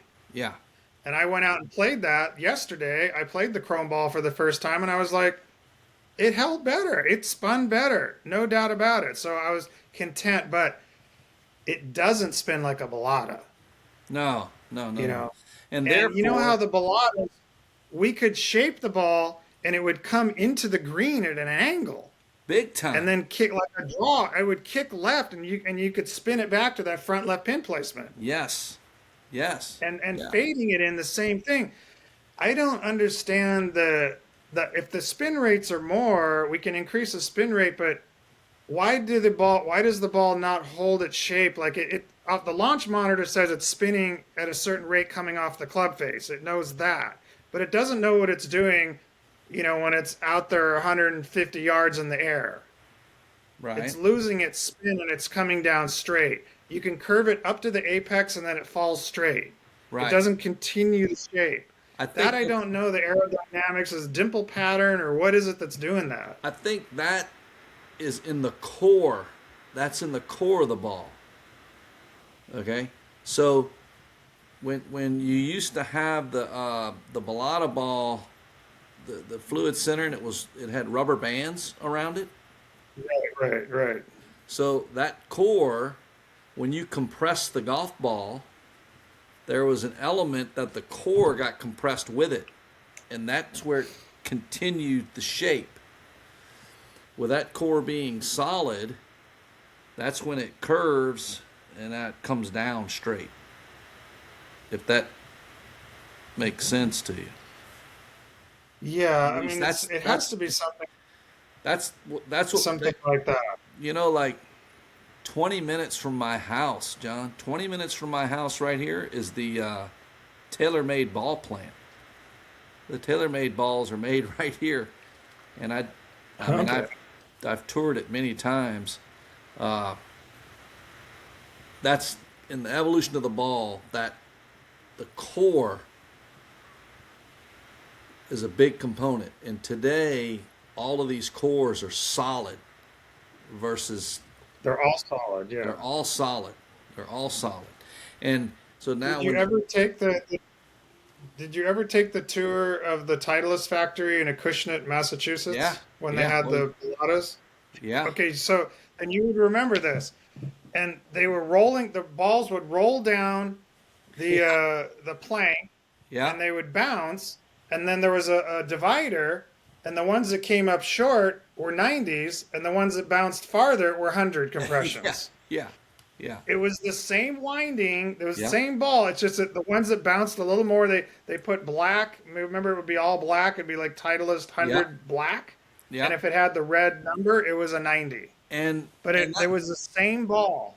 and so to me, it they're manufactured the same.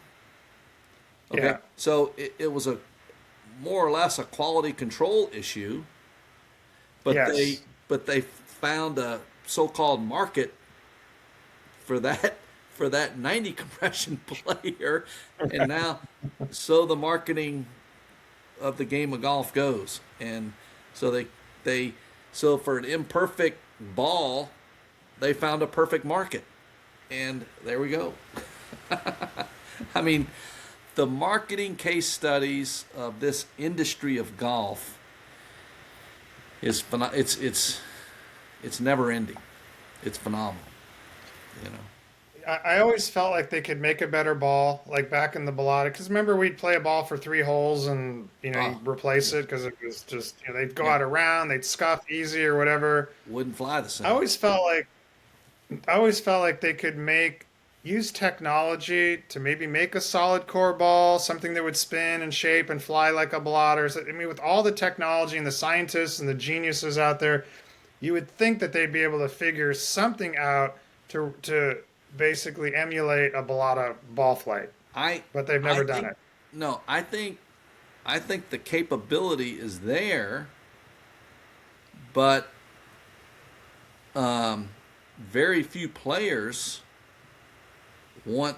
Very few players can control their ball Right. to be able to have that as an advantage, and so therefore, that's a very limited market.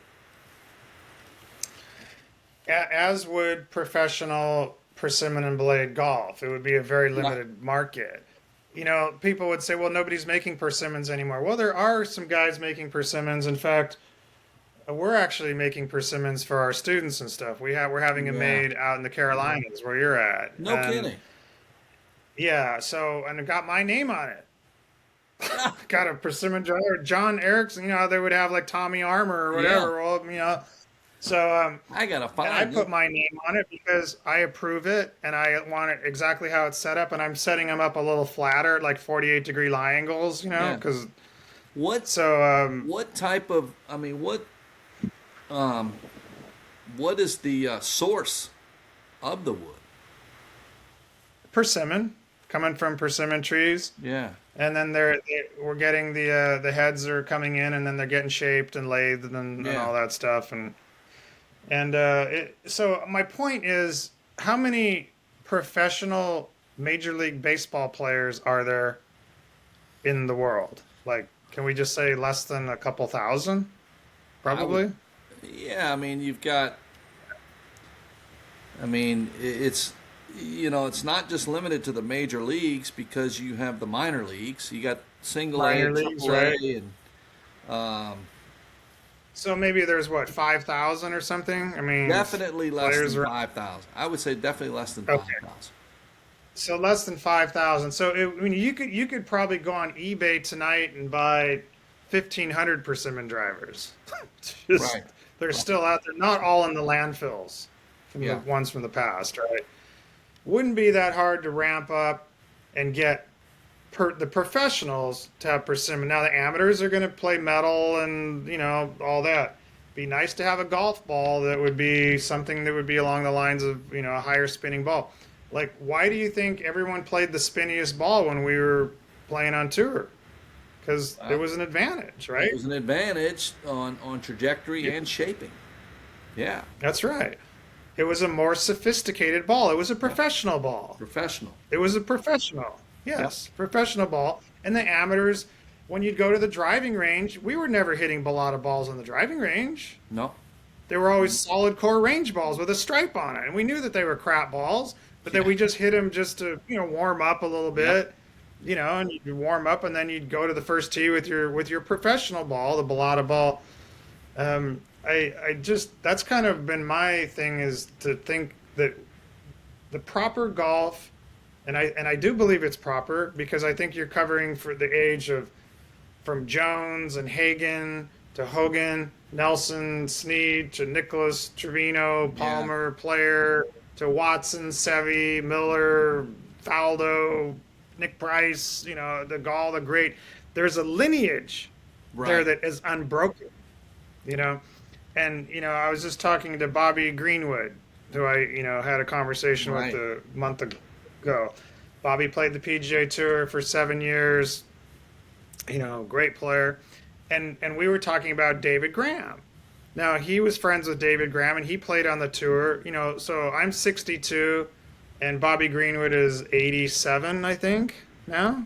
Okay. Okay, so we're talking a different generation, really, Oh right? yeah. I'm in it now. There's a guy in between our generation who is David Graham.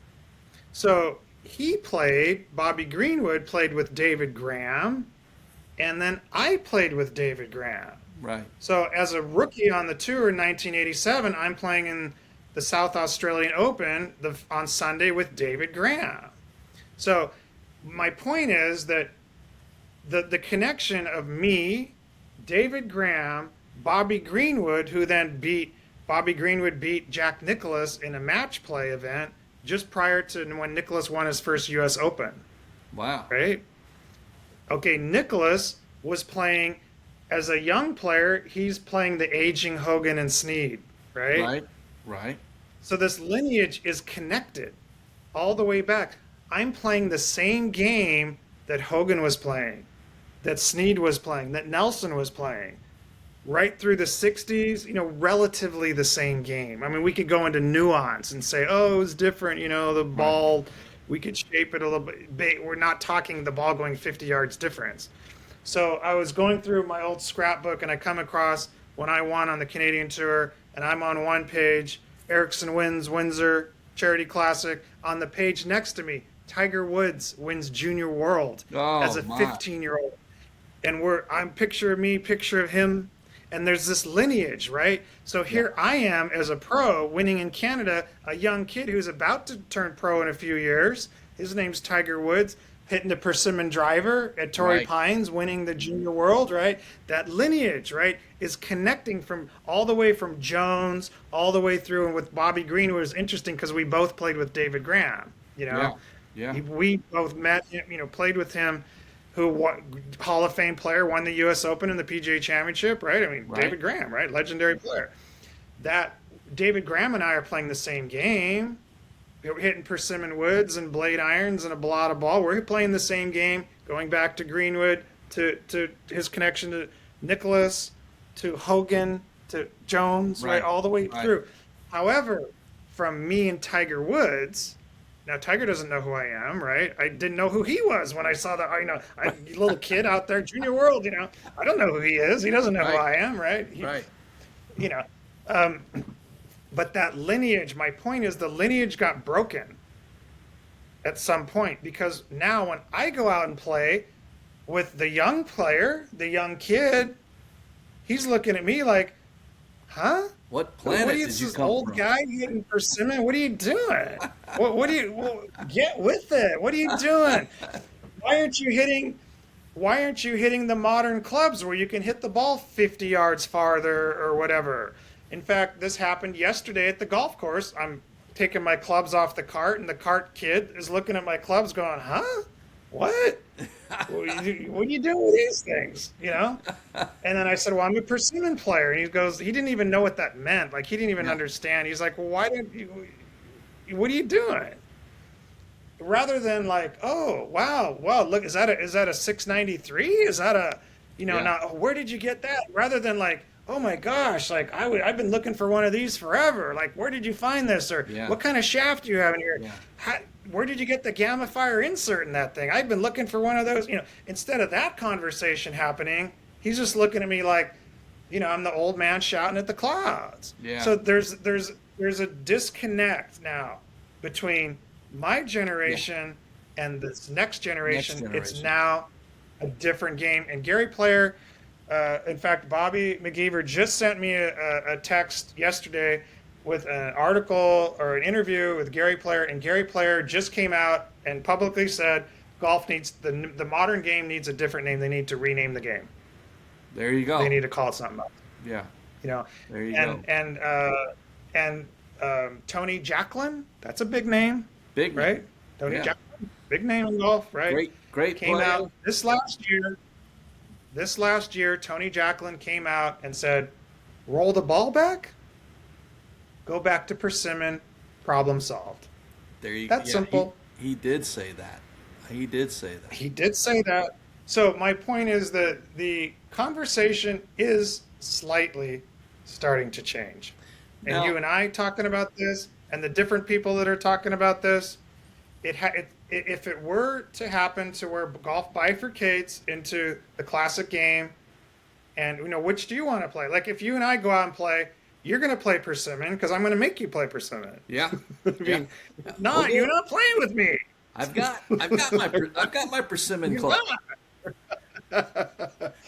But no, I mean, but I just in a friendly way, I do impose it on my friends when we go out and play. Let's go hit persimmon today, man. Let's just do it, and they have Yeah. fun, and it's a good time. Yeah. But you can see their eyes light up, and they're like, oh yeah, I remember. Oh, I hit this one on the toe, and I'm out in the right rough, and it's like, Yeah. oh boy, Yeah. I've got to focus. I got to Yeah. get this, and it's fun. But that disconnect is there, and it's real between the modern game, the 3.0 version, and the 2.0 version. Yeah. It's a real thing. And it either, because the ball rollback, the USGA and these different organizations are talking about this, I mean, let's face it, the USGA, by saying we're going to roll the ball back, what they're really saying is we made a mistake. Oh, I totally agree with that.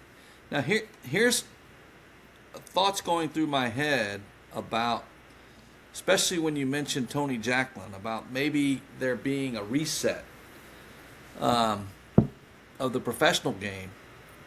Where is the RNA and the USGA have always been in alignment,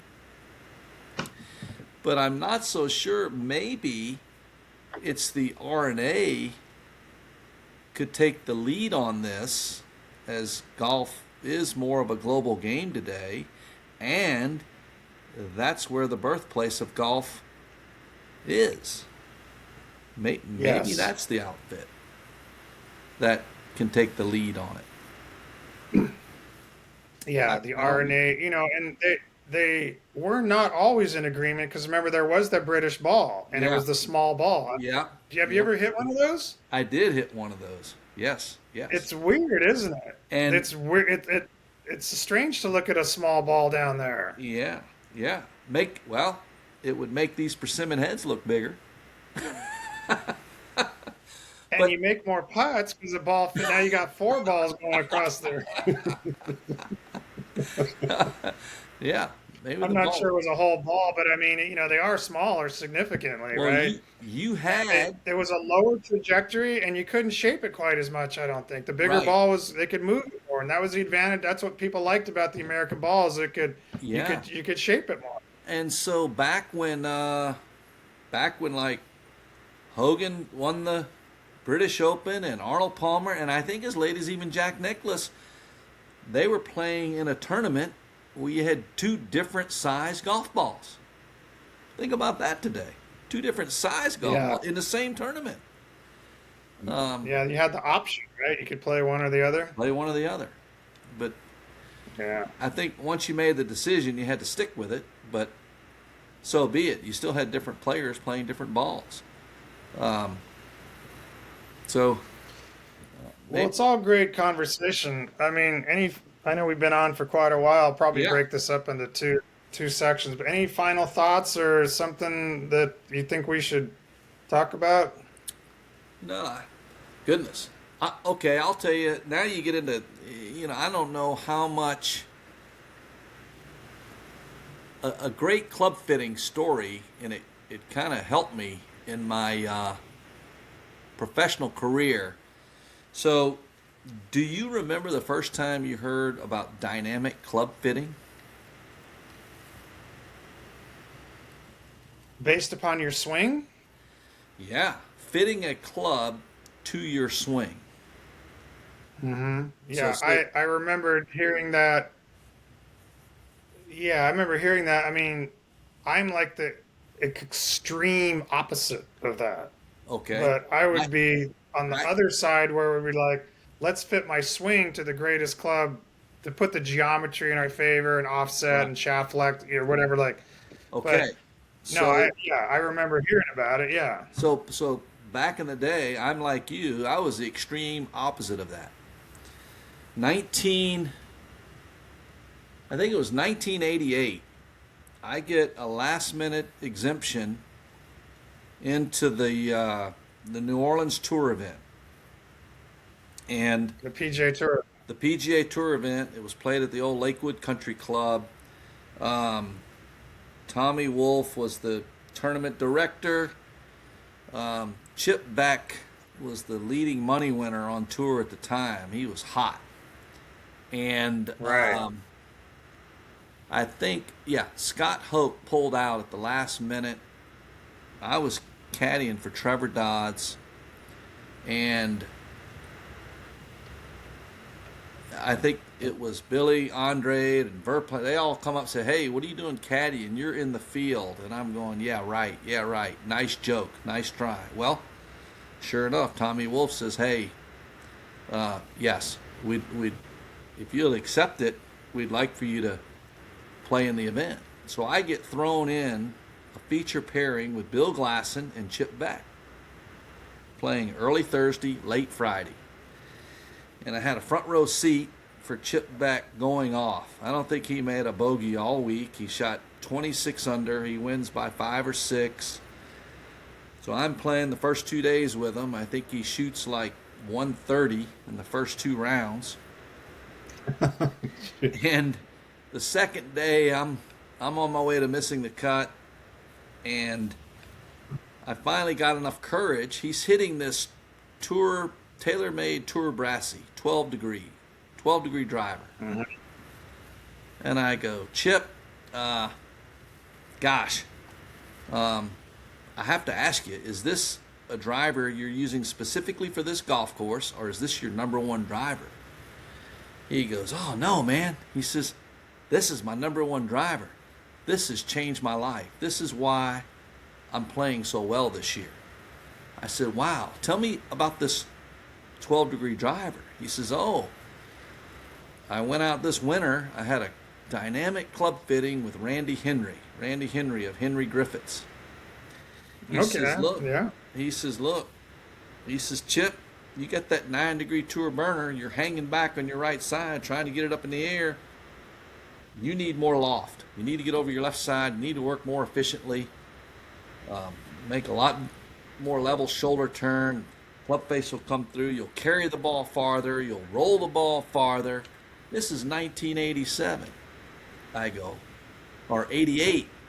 I go, wow. And Chip is explaining all this to me. He goes, Pete, he says, I hate to tell you this, but you're playing that 9-degree tour burner driver. You're hanging way back on your right side. You're hitting it straight, but you're not carrying it anywhere. Look how low that ball's going. I went, yeah, you're right. He says, look, on a dry, fast day, or if you're going into a pretty strong wind, I like your chances. But we don't play in that much, those conditions very often. I said, well, Right. you're right. So he was very honest, very diplomatic. It was actually the best playing lesson I've ever received in my life. And so fortunately it wasn't much longer after that I went on to the business side of things. And Bobby McKeever goes, Pete, what can we do to get these people playing better golf? I said, Bob, look at all those 9-degree drivers out there. None of these people should be playing 9-degree drivers. We need to get them in loft. He goes, well, how do you do that? I said, we got to get this Henry Griffiths club fitting system. We got to get some sort of club fitting system to not so much to give them more loft, but it'll help their whole set makeup all the way through. So it would have been pretty cool, and this makes sense. When I was a junior golfer, when I had persimmon clubs growing up, that I had my favorite 3-wood, that I just assumed hit that off the tee than I did my driver, because it helped my mechanics better, you know. So my point is, club fitting is club fitting, and you can still have club fitting with persimmon clubs as well. If people Yeah. are worried about that, you can still fit clubs. Yeah. Well, I mean, gosh, I was, always tinkering out in the garage with my clubs. I still am. I I'm always pulling the sole plates off and put weight here or there. I've taken bulge and roll off the driver. Like I heard Hogan had just like taken it off. Like he just didn't want any of it on there. He wanted it square like a 1-iron or whatever. Just ripped it. He Yeah. just took it off. Yeah. I mean, there's all these things you can do with a file and a drill and where you can't really Yeah. do that with a modern club. The titanium, you can't, you can do Well, some things, I guess, but one not of the like, things, turning the clock back all these years, John, one of the things I do remember about you is you were an incredible student of the golf swing, of your golf swing back on the Canadian Tour days, and I always respected that.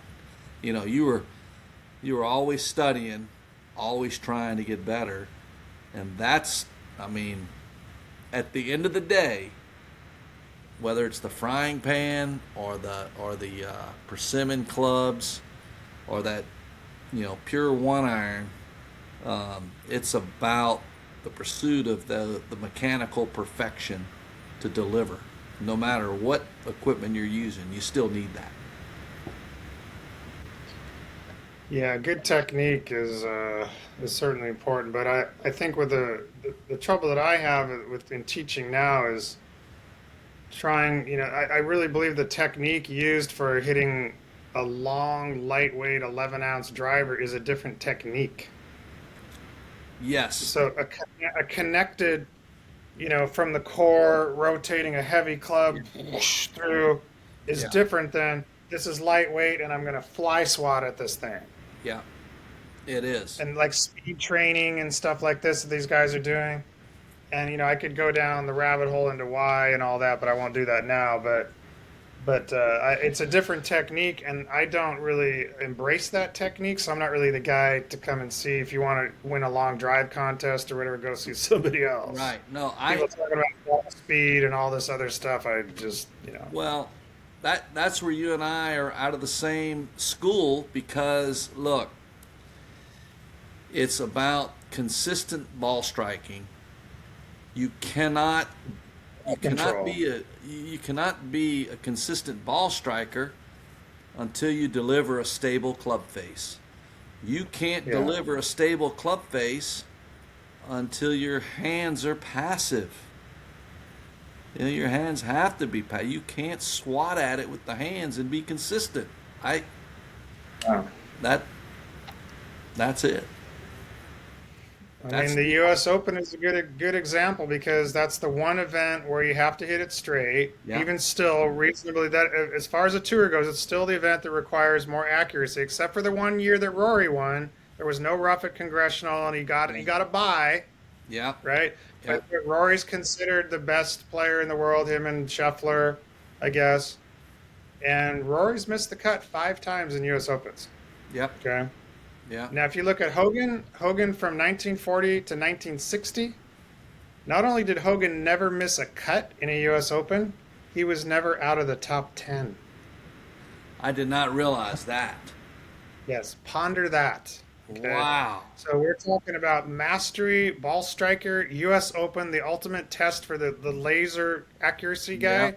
Hogan never out of the top 10 in 20 years. Well, there were a couple years he didn't play because of the war. Right. But other than those in 17 years or whatever that he played, never out of the top 10. And he won. But He yet you've won got, 3 of them, 4 of them. yeah.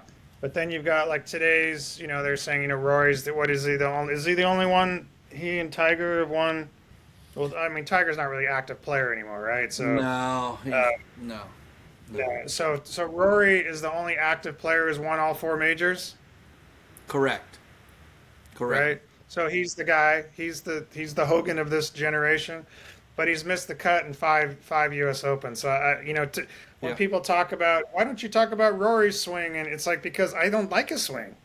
I don't think to me it's not a great swing. It's not an accuracy based swing. To my level of like what I would look for in a golf swing, no. Well, I don't see that as an accuracy based move. So, that as a teacher, people say, well, I want to hit it like, well, then go see somebody else. it would. I'll show you how to get in the fairway and get it on the green. I'll show you how to hit it straight and with good distance. I mean, I'm not a short hitter. Well, how about distance control too? Distance control. Distance control. Yeah.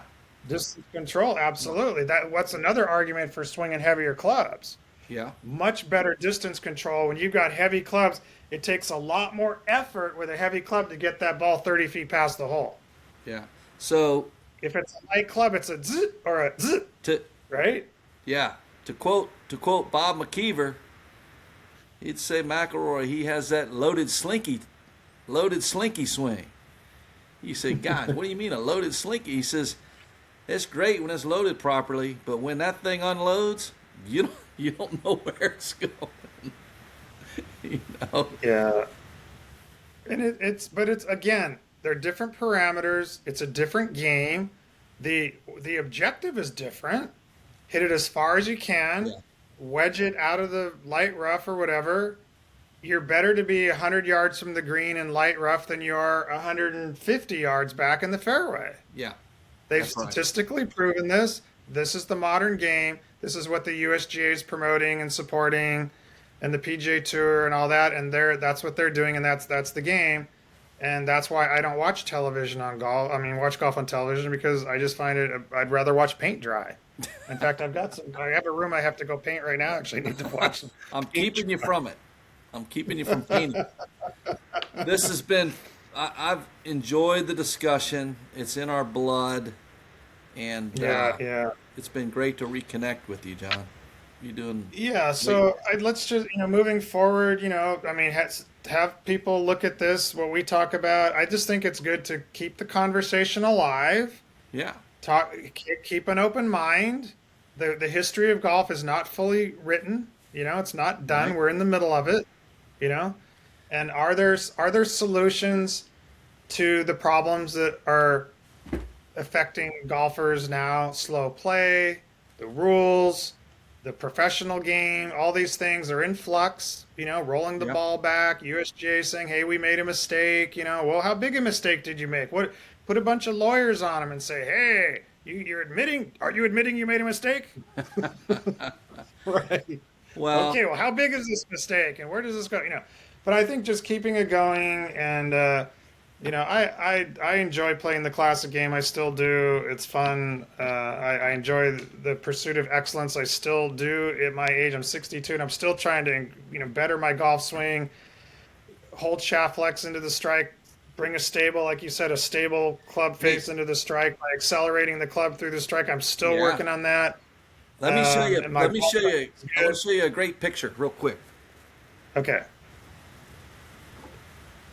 I don't know how well you can see this. Ooh, let me. It may not be too good. Oh, there we go. Oh, there we go. That Yeah, yeah. okay. That's a picture. That's Tom, you. no, that's Tommy Moore. Oh, that's Tommy. Okay. That's Tom. He and I were doing a junior. We were doing a junior camp.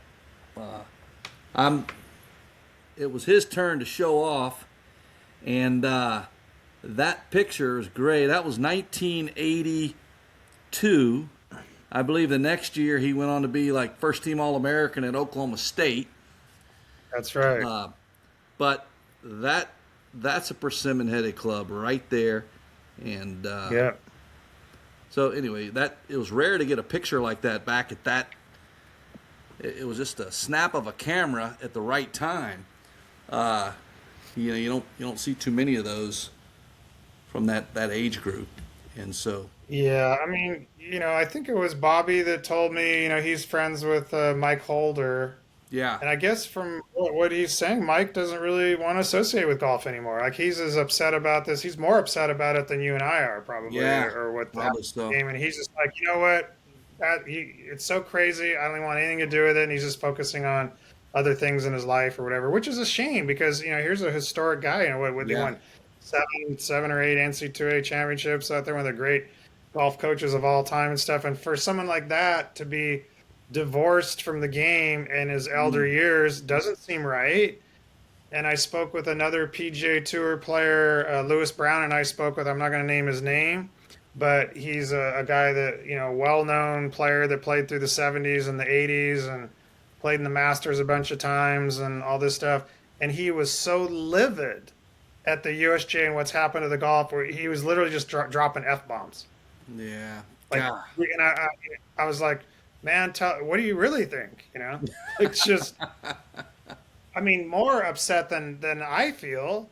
But here's an older player that's committed his entire life through what we were talking about through this generational connection, this yeah, lineage it's moving through, and then all of a sudden that's severed, and the younger players, because he was a shorter hitter on the tour, they don't even want to talk to him. right, They're like, oh, the old guy who didn't hit it anywhere. Yeah, it's like they don't even want to. There's no respect. yeah. You know, I don't just care tell him, about what he and just tell him this is move his on. reward in his older years. So again, like, good for the game? No, it's not good for the game. Yeah, So I don't know. That's it. I like to rant. I don't know why I like to rant. Maybe it's because of yesterday's round. I just I caught you on a hot day. No, it's very worthy discussion because it's about preservation.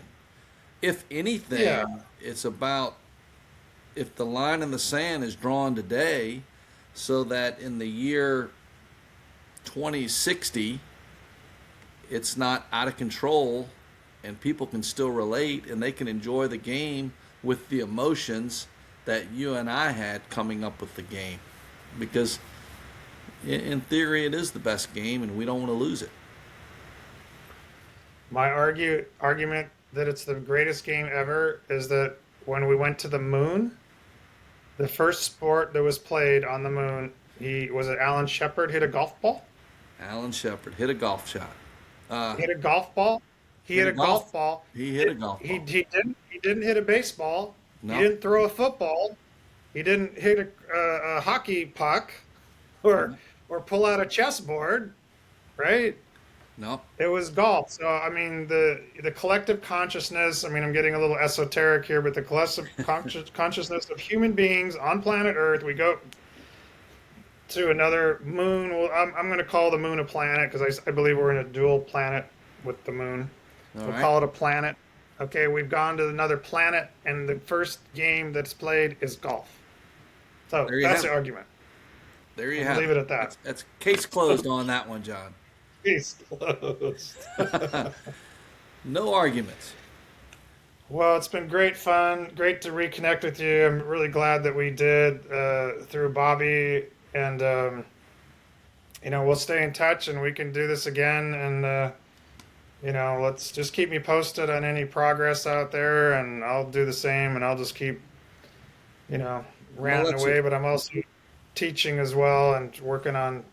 I have a weird cult of students that actually want to ball control and hit the ball straight and lower their handicaps from a 20 down to a 6 by Well, hitting it in the fairway and on the green, and heavier clubs and getting their bodies to turn and rotate and do it correctly. It's a quicker way to improvement, and well, it's here's been fun. I enjoy yeah. that. Well, here's what I'm thinking, and I'll keep you posted.